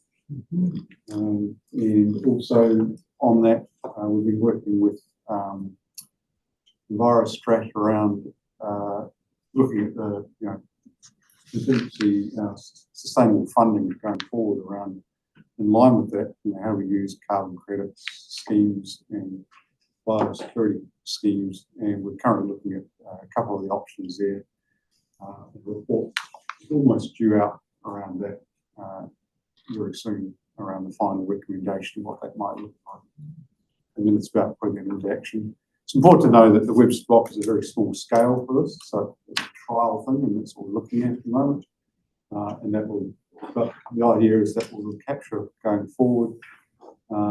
We're in conversation with Te Waipirera Trust around how we can extend this going forward, and then potentially putting this out to the actual catchment around, if you want to get on board with these sort of schemes, we can actually be the catalyst to try and drive it. I've got a couple of questions from that, Nick. Linda first and then Morris. Thanks, Chairman. Firstly, I don't recall seeing a report like this ever before, quite like this, so thank you very much. Makes a whole lot of sense, but also no sense in parts of my brain, so it takes a while to get through it, but I'm really pleased that we've got that kind of transparency and accountability, so thanks for that. Question though, is the at-risk parts of quarter 2 on page 40, particularly interested in the SIT support for the Marshall Road Executive Mine repairs.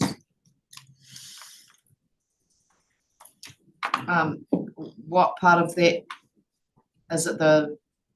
What part of the relationship with SIT is maybe the speed bump?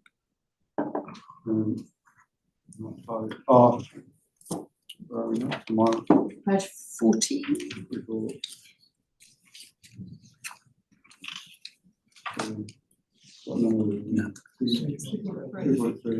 Yeah, 2.3, sorry.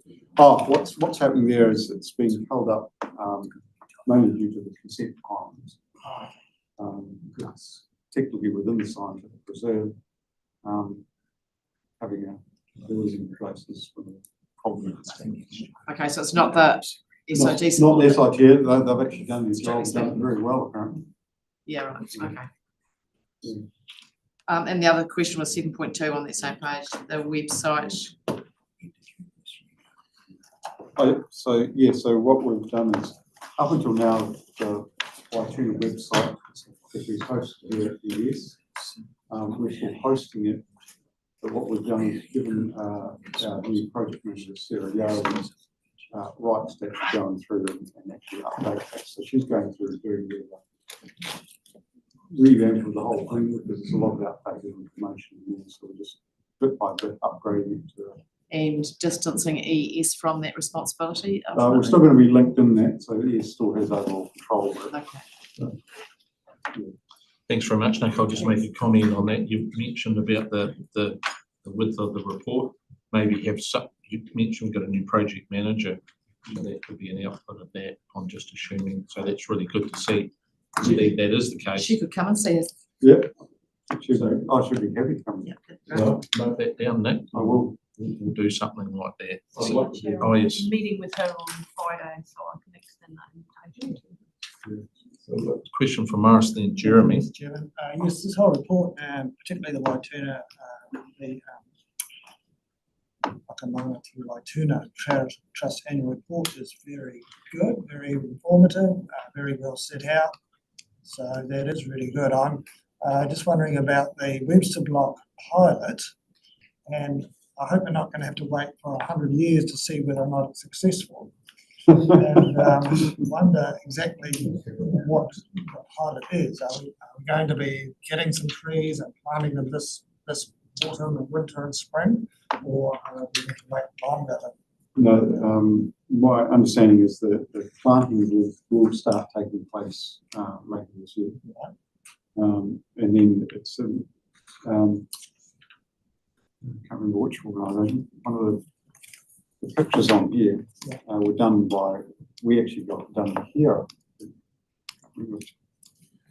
which has a sort of a forecast of what it might look like over 5 years, 10 years, 25 years, 100 years.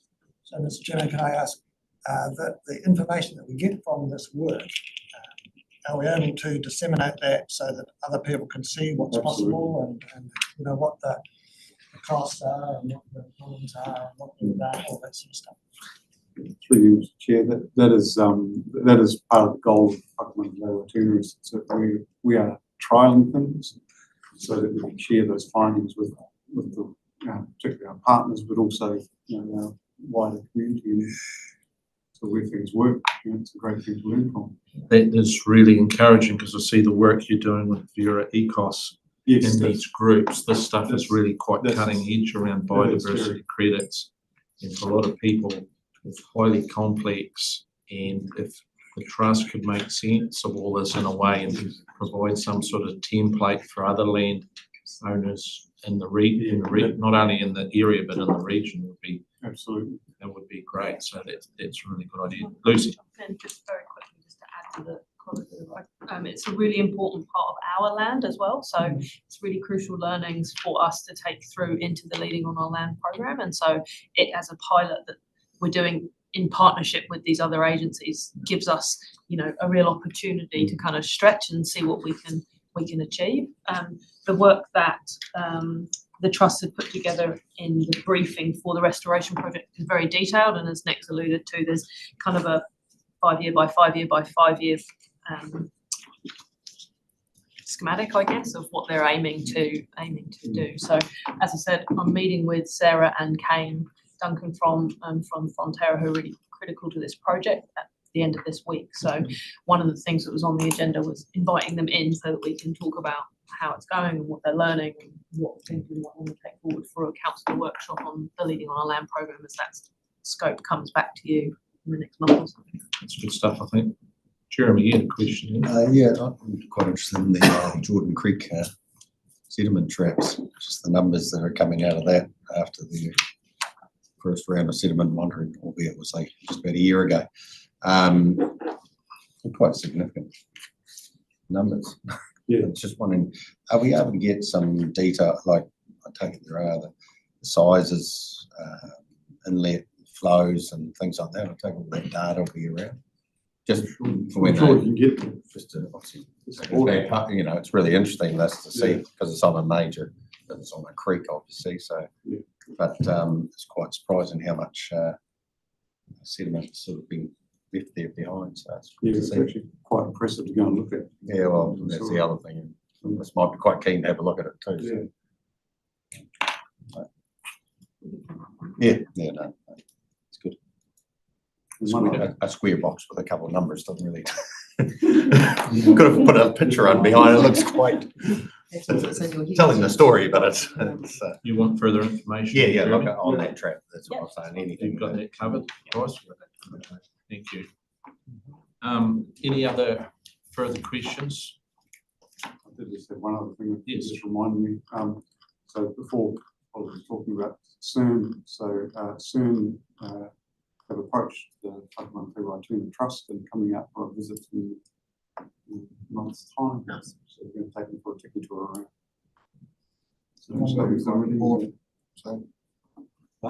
Move. Second. Yep. Any further discussion? Okay, thanks very much, Nick. All those in favour? Aye. Against? Thank you, Nick. Right. Let's go on to the next item, which is 9.5, page 66, decision from the Catchment Liaison Committee in November. So I think we'll get this item done. We might have to stop and have a cup of tea, folks. In the wings. We'll see how that goes. Anyway, I'm Not going to stand in the way of a cup of tea. well, 2 hours, we're legally bound to have a wee break in 2 hours, so. But look, I'm gonna break. yeah, we'll keep it going. We'll see how we go. Rightio. We'll break it. So this will be a big item. There's quite a wee bit in here. Who'd like to start us off on this, please?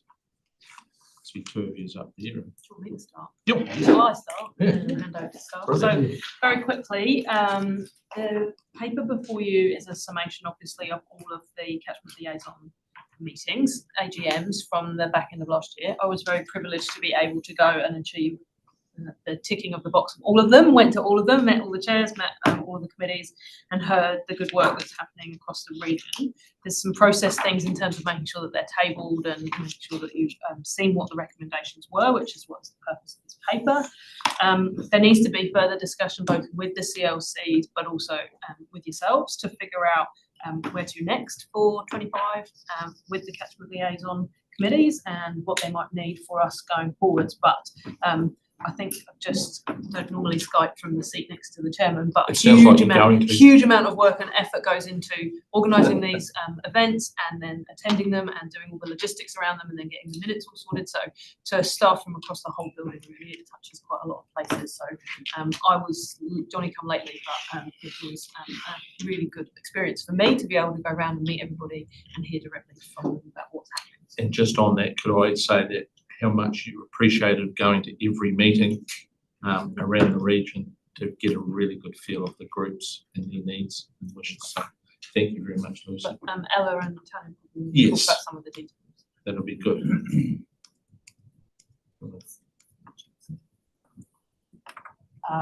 Thank you, good afternoon. Since in here we had some resolutions passed by the committees affecting their financial budgets. So we took to the committees draft budgets.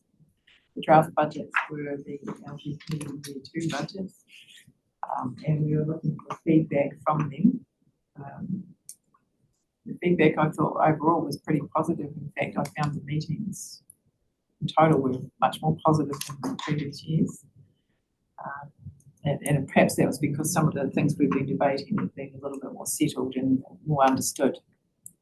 So you can see in the report the requests that they're quite minor in terms of budget changes, and then there's two applications to transfer money out of reserve.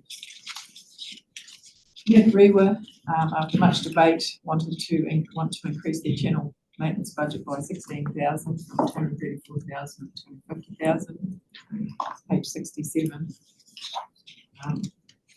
And in my comments here, impact, I'm suggesting that that's a pretty minor change to the budget, and I recommend that we agree that. Mataura proposing to add 30,000 to their annual budget for catchment grants. And I think we've discussed that many times at this meeting here, the benefits of those grants and the success of those. So again, I would recommend that we can do that. The committee asked to transfer 250,000 from their leasehold reserve to the Riverwork carryover reserve.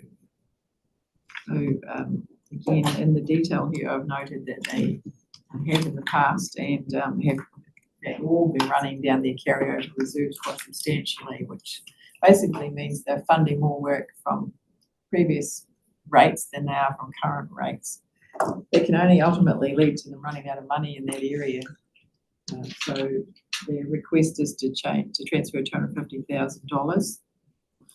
What that means long term though is we do need to look at the sustainability of that total funding into that area if that's going to continue, and that's part of, I suppose, Lucy's team's work as to what is the ongoing requirement for that budget. Ariti had no changes requested to the budget, but and agreed I suppose that we should say they all agreed to the proposed 3% rate increase, which was basically an inflation increase. The chairman in that committee, in fact, in the Mataura as well, like Makarewa, actually challenged their committees as to whether 3% was enough, which was an interesting conversation. In the past, we've had people say it's too much. This time the conversation was, is it enough given what's happening with the high levels of the rivers? Their request is to transfer 300,000 from their leasehold reserves into their Riverworks reserve. And as I've noted, they're negative at the end of June on that reserve, simply because they've been funding work from that reserve. Since both Mataura and Ariti, particularly since the 2020 flood, they've not really caught up. And then in Waiau, we had a good discussion about the complexity of their accounting within their various reserves and transfers backwards and forwards, and the difficulty to see within their drainage, they have 6 drainage areas, the difficulty of seeing each of those, and the fact that one of them in particular has been running negative balances. So our role is to go back to them with some reformatted budgets, both in presentation and some suggestions on how to simplify their transfers so that the right amounts of money in the right buckets and we don't have to keep shifting them around. It's my recommendation to the committee that the committee consider and approve the transfers. I might point you to the page 68, where it talks about the power of council to use the funds within the leasehold reserves. The objectives there set out what I believe is a set of conditions which are being met by these applications. Very good. Just note, page 66 is the recommendations there. There's a couple there. Have a look at those as the discussion and the questions flow on. And I would just say in that last one, agree to transfer leasehold reserve funds. That's a recommendation up to full council, is it not? So just keep that in mind. But we'll take a few questions while we think about those 3. Lyndall, Thank you, Chairman. A quick-ish, I think, question. On page 66, and the information of interest from the meetings. Bullet point 2.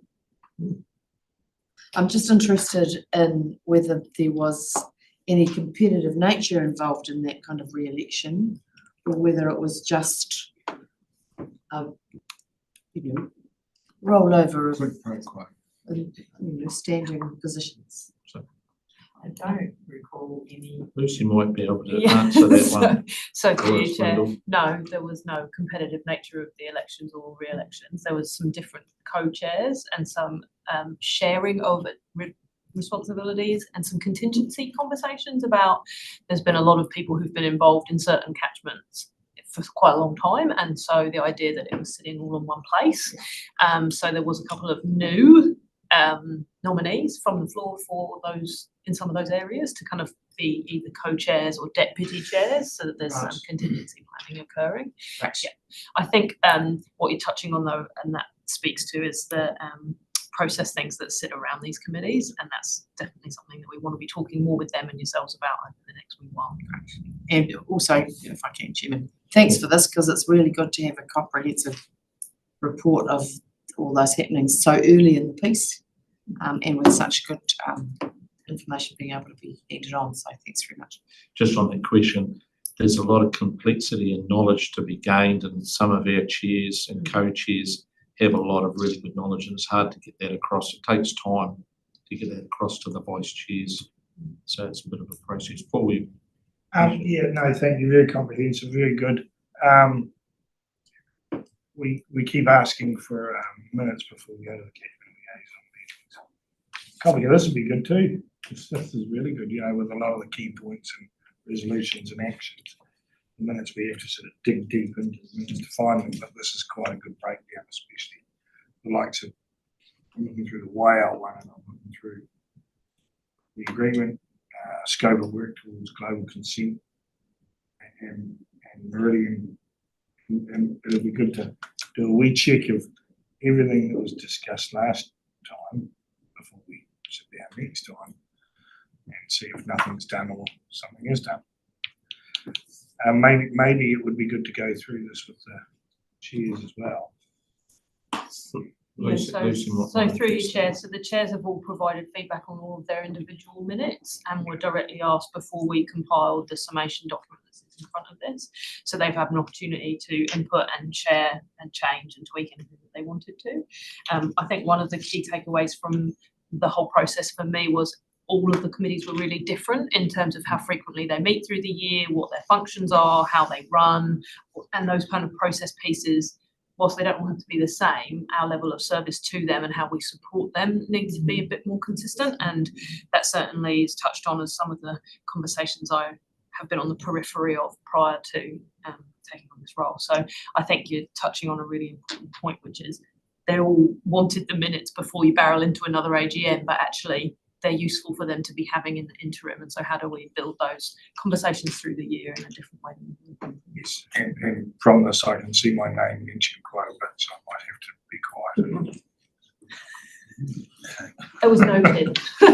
What was it? Okay. And just Don't answer the phone. I'll interrupt, just while you actually brought that up, Paul, we had a discussion about that, so it would be good to get a bit of understanding of that around, and I understand, I was there too, Paul, when someone calls for a nomination for a chair and there's silence. You feel as though you want to keep things moving. We feel we are led almost. Yeah. So, but just for sake of cleanliness with process and that, it would be good to get some sort of understanding. Lucy, could you bring a roll of duct tape?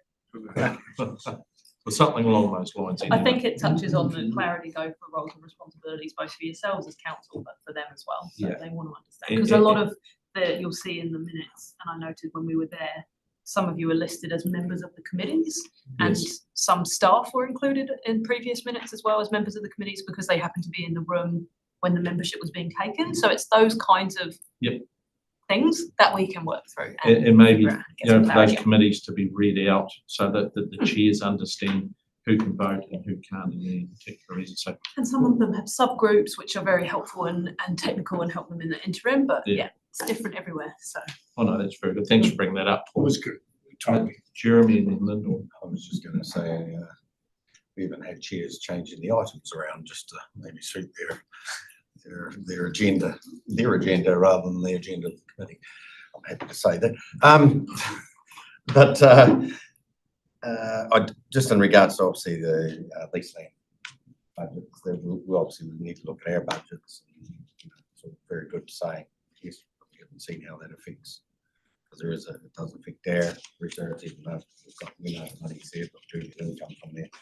But I'll probably talk a little bit more on that under when we're looking at the lease land, maybe in regards to that. Through you, Chair, just add to Councillor McDonald mentioned that the recommendation from the Regional Services Committee goes up through to council before Yeah. those budget approvals will get signed off. So the delegation doesn't sit here, you make your minutes and then they go through to council, at which point Tanya and the team will obviously. Thanks for reminding us of that. Lyndall?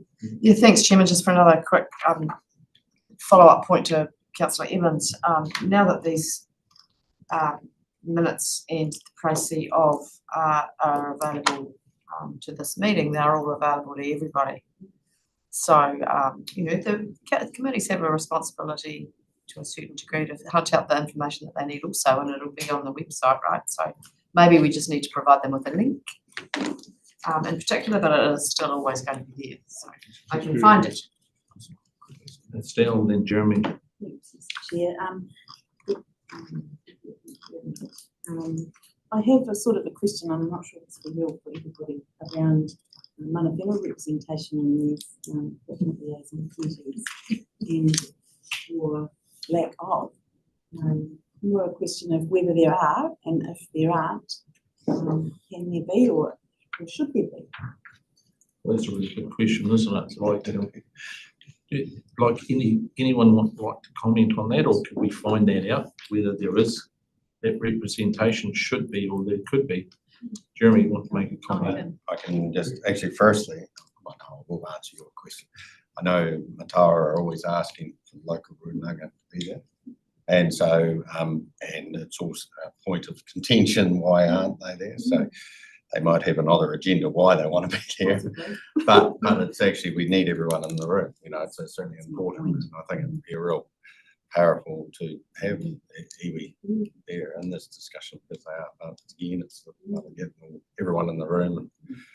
But now, and just on the other thing, I was just going to say, thank Tanya for doing all the liaison, because as we worked through all the rating reviews and that, and I think I have told you publicly want to say that it was really good explanation, just working through the numbers, and it was almost, you could see people clicking in the head of what we were trying to achieve. There's been, there was pushback, but there was almost acceptance, saying, oh yeah, I get it. And I know it's taken a while, and I think we just kept on grinding away there, and it's he actually explained it really, really well. I thought, well done. Thank you. And Got to say that before. I thought. I appreciate that, and I think we did the second time that we've been exposed to it, having seen the rates invoices. There's a little bit more understanding of the direction, and I'm really hoping that our engagement with this next step meets that same curiosity and interest more than concern. Yeah, I'll just back to the way you consistently did your presentations right around the region and took everyone back to the start and took them all through. You could see Jeremy was right. You could see people clicking and understanding. So I just want to thank you very much for that. And just regarding your question, Estelle, is that something, Jeremy, the Mataura is a large committee and an important committee. Is that something you could liaise with the chair there and have a discussion and back to the council to try and facilitate something like that? Yes, like at the end of the day, it's hugely important, but there's obviously there's reasons for different parts of society want people in the room, and we've got to move on past that, but it's still, you need to deal with those things too. And so I know the invitations and other stakeholders too don't turn up. So, but you've got to get everybody in the room, and it's opportunities, and there's support within there. Nobody's standing by themselves. So even if there's a few stones being thrown, that we can get through it. But you've got to. It's a nice way of saying it. Yeah, it's just more than stuff. But it should be part of the calendar. That part of the discussion. Everyone wants to be in there. So I don't know if everybody, other liaison. I know Mataura definitely invite. This is supplementary, Mr. Chair. We don't like being called stakeholders. No, I'm saying other. I'm talking about. Yep. Yeah, I didn't call you stakeholder. I was saying other stakeholders. Yeah, Sorry. right.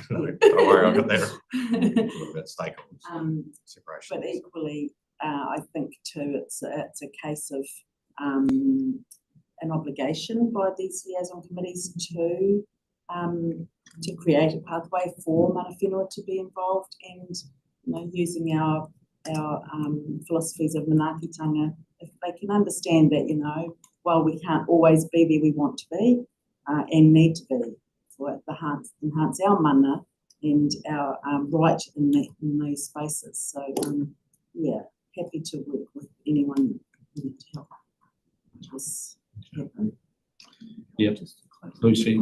I think the conversation's a really critical one for this council to be having in the really short term about what is the role of the council and the committees, and as part of that, mana whenua reps as a rep on our committees. So how do we take that and, as you say, make a pathway and assist our community liaison chairs and the actual committees themselves to being able to do that as well. So I think there's a principle level conversation that needs to be had at council with mana whenua reps, and then rather than a one-on-one for Jeremy and the chair and Matoto, I think it's actually about how we, what is it that you as council want to be doing, and then how do we kind of roll that out across? Will you get that discussion in front of us, and that can be encompassed within that discussion too?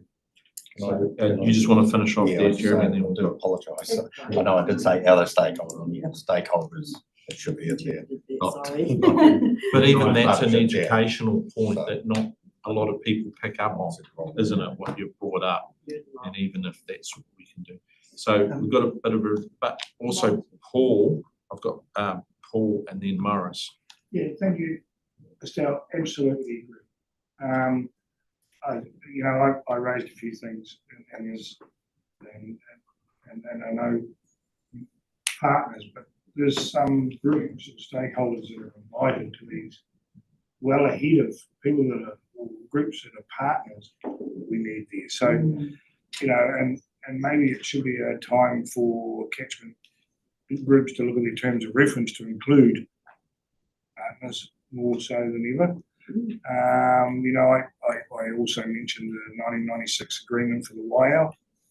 It's 28 years old, and things have changed. And that was an agreement that I don't know if Whenua were involved in. I think it was driven by Fedsies, and it needs a renew, a refresh, a relook.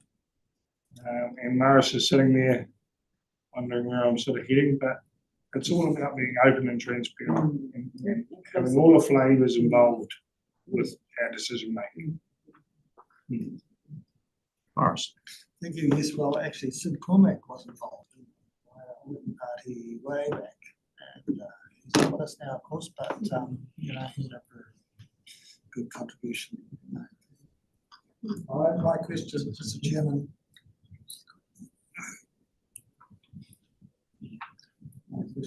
I'm sorry, I was just thinking about the next thing. Morris, did I interrupt you? You carry on, I wasn't listening, sorry. I only deal with one thing at a time, Mr. Chairman.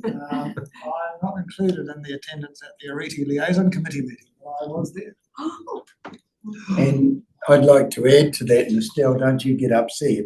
I turn up and I don't get recognised at the Ringwood. Just like that, you're not officially part of this committee either. Oh, no, but I did turn Should have up. been apologies for me and all of them as well.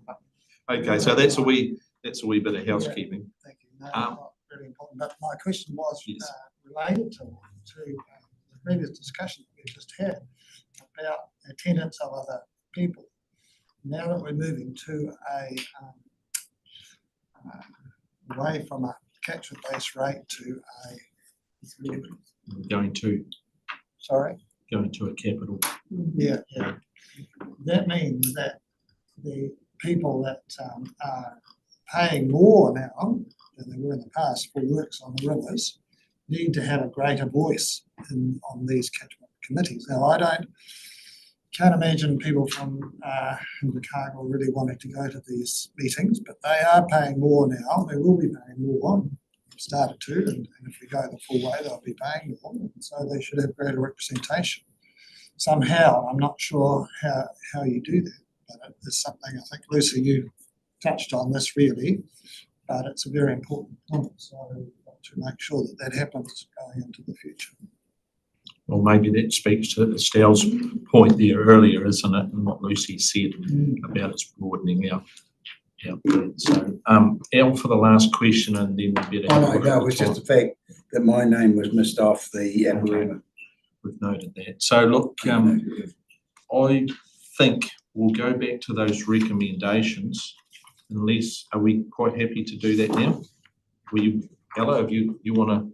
I guess just to note that, it's like 80% of those actions have actually already been undertaken and in action. So we've got the last few remaining actions, happy to talk to any of those, but, taking Jeremy, this- the leasehold land money, is that for this year and next year? Be for the budget for next year? Date on it, but I assumed it was at the beginning of next year. Next year, same as you. Okay. So we've all had a look at those recommendations, there's 3 of them. We're all quite comfortable just take them through as one. Yeah, I've moved, What's the Chairman. view of the committee? Yes, yes, we are. Okay, so I'll ask someone to move those. Yep, Lyndall. Lyndall to second those. Thanks, Morris. Okay, all those in favour? Aye. Against? That's carried. Thank you very much. Okay, so I see we're getting past my 3:30 and cup of tea time, but we do have someone in the waiting room Yeah, it's. for the next item, which I think. You'll be used to time over it. Surely. Council time. Yeah, so that's, have we got Rob Phillips from the, Rescue. He's got an update on the recent meeting. In the waiting room still, or is it? No, I'll let him in, it's just. Oh, very good. Not in the building. Page. 123. Oh, that's good. Thank you. I've been here for ages. It's all those minutes. It's all those I'm like, minutes.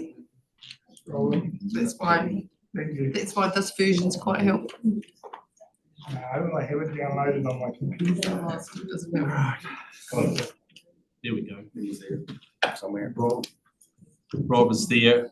So I'm not going to introduce you, Rob, because I think we all sort of know you're here. You haven't been away for too long. But I just, you're coming to speak to us around the trust and the progress up. Just an update, is it? Yeah, that's right. Kia ora, Chair and councillors. Good to see you all. Yeah, this is just an update on a recent meeting we had back in January, just to give you a bit of an update of where things are at.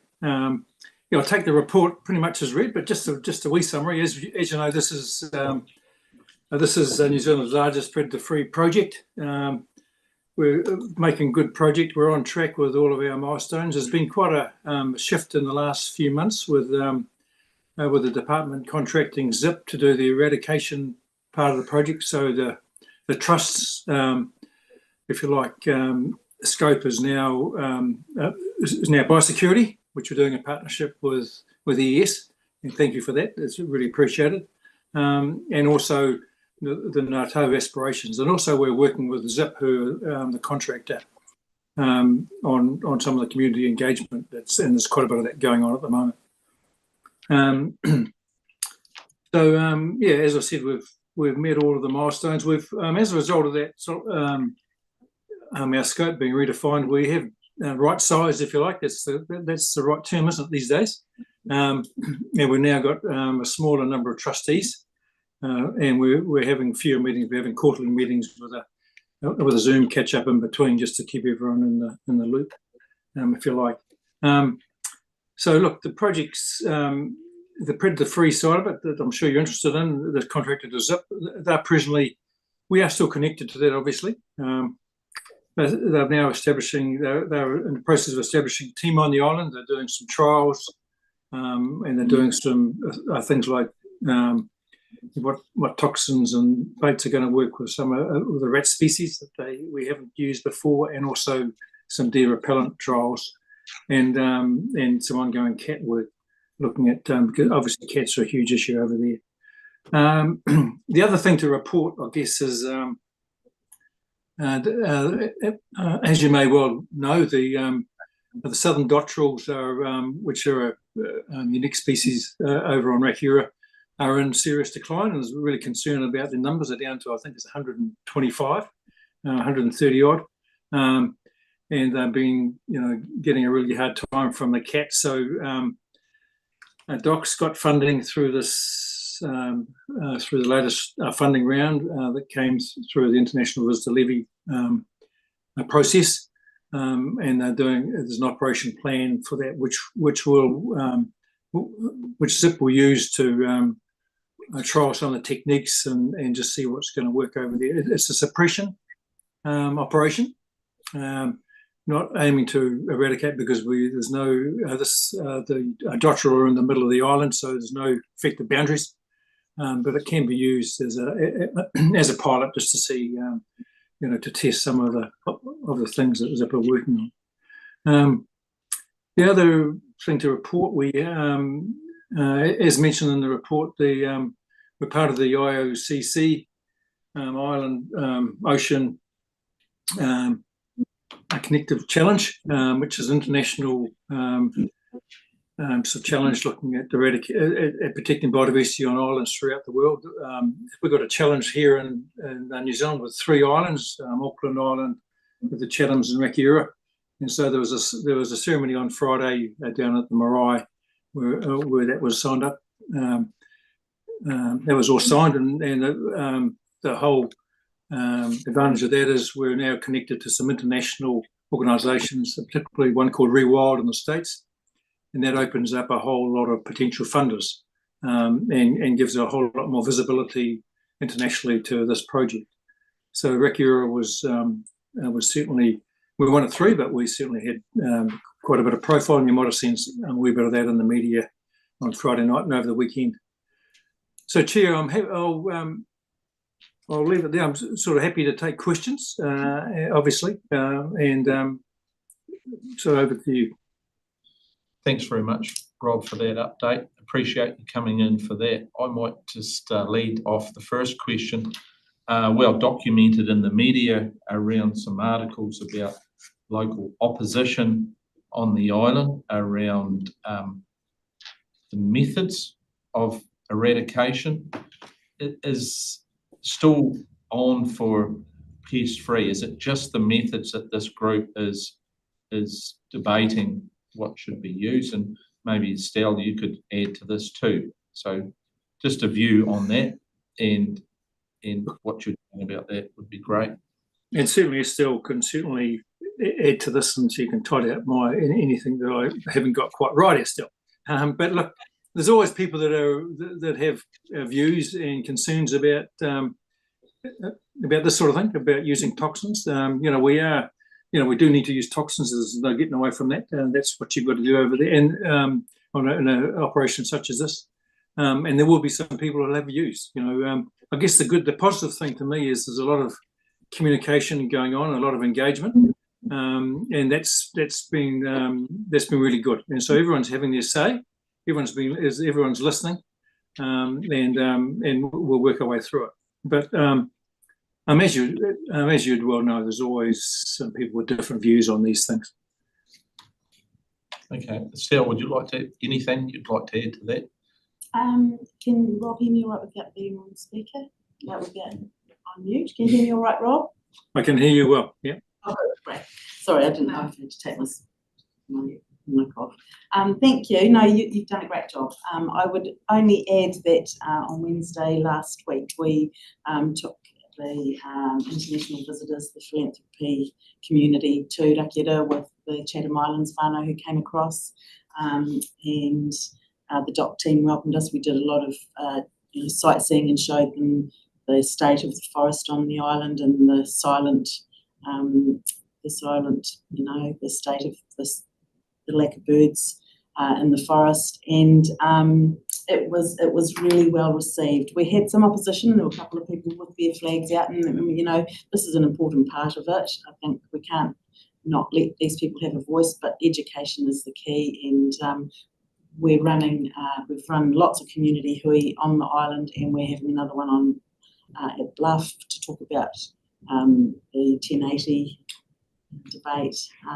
So we're winning hearts and minds everywhere, and a lot of it is because of the plight of the Puketoi, the southern New Zealand dotterel, and there are only 101 of them left, Rob. It correction I would make, so they're critically endangered. And not a species that we would allow to go into extinction on our watch. So really important work that Zip are now able to pivot to, because the last thing they wanted to do was trial down in the bottom of Rakiara, and then while they're trialling, watch this bird go to extinction and be found wanting because they didn't do something first. So they've pivoted to do that work, and then next year the rolling front across the whole of Rakiara will start, and it'll be a 5-year project from there. Yeah, so exciting times, and the funding through the IOCC pledge, which was launched and is now live, is already starting to see some big donations coming in. We had a $400,000 pledge on Friday when we launched the pledge to eradicate on these three islands. So thank you to whoever that person was. But yeah, so long may it last, and I'll share the link with you all through the admin so that you can have a look at what the IOCC does. I've got a couple of questions, but I'll just say that it's a stark contrast. Either we use those toxin tools or we continue to fail. Exactly. That's one or the other. So look, question from Linda and then Eric, and then you just pop in, Rob, to and answer these, please. Kia ora, Rob, nice to see you. Kia ora. Yeah, same. Question, really pleased in the summary to see the fishing engagement group being established. So my question really is, what consideration are you giving to the likely outcomes of the fast track consenting for the aquaculture industries? Yeah, it's a good question, and I guess that's part of the engagement going through that. It is. Oopsie. Can you hear me? Sorry, I just lost you for a minute. It is. I mean, the real concern, I guess, is in the harbour. Then the harbour was these fast track applications are offshore, so there won't be the same sort of concern. I don't think there is, but there'll still be a lot of engagement going through. But I don't think it'll be quite the same as those fish, the salmon farms that are within the Patterson Inlet and within those waters, internal waters. Because you're essentially giving some kind of stop-off points for anything that can swim on parts of those structures, I guess. So that was and the logistics of moving product and people around seems to be opening the door a wee bit. So certainly biosecurity is going to be a key part of this project, and that's why we're putting real emphasis on it. And certainly you did right. I sort of misread that question a wee bit, Councillor. So I will be certainly making sure that there'll be conditions, hopefully on those how many consents that are granted, and also in our pathway, in our future pathway plan, as we shape it up, it'll be taken into consideration. Okay, thanks. Eric. Stell principally answered my question before. Thank you. Very good. Any further sort of comment, Jeremy? I was just going to ask Rob, how's the holiday on Mars? You look like you've got a nice red planet out the back here. Now this is climate change. I know you're already on holiday. This is Wanaka, Councillor McFarlane. This is Wanaka. Well, I'll be concerned if I move to Frankton. It's a lot better. Right. Okay. I'm trying to get a suntan. I don't tan that well, so I'm just trying to work on it. Thanks very much, Rob, for that. We've got a mover for that report, and Eric, and then Paul second. So all those in favour? Aye. Yes, that's carried. So I'll just, since we've done that, I'll give you the choice, cup of tea, or do you just want to move through? Kind of got one item. Chairman, really? Publicly. Sorry, we've got the lessons. Update on council requests and action. We've seen that 9.7 at the back. I think we've talked that and discussed that through.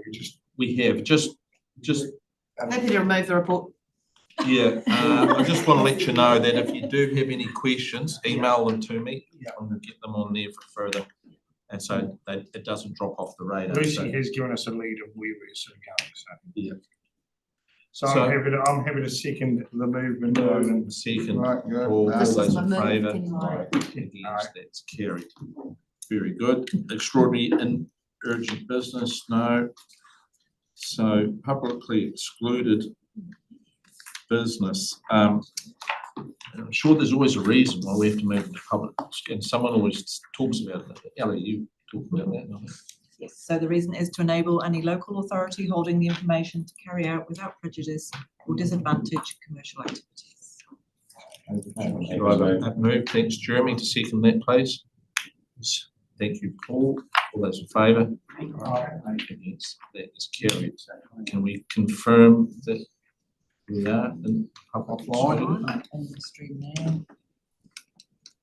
We need Keats out there, we need him. Come on, the new Doug. This is not Doug. Give him 40 years. He's still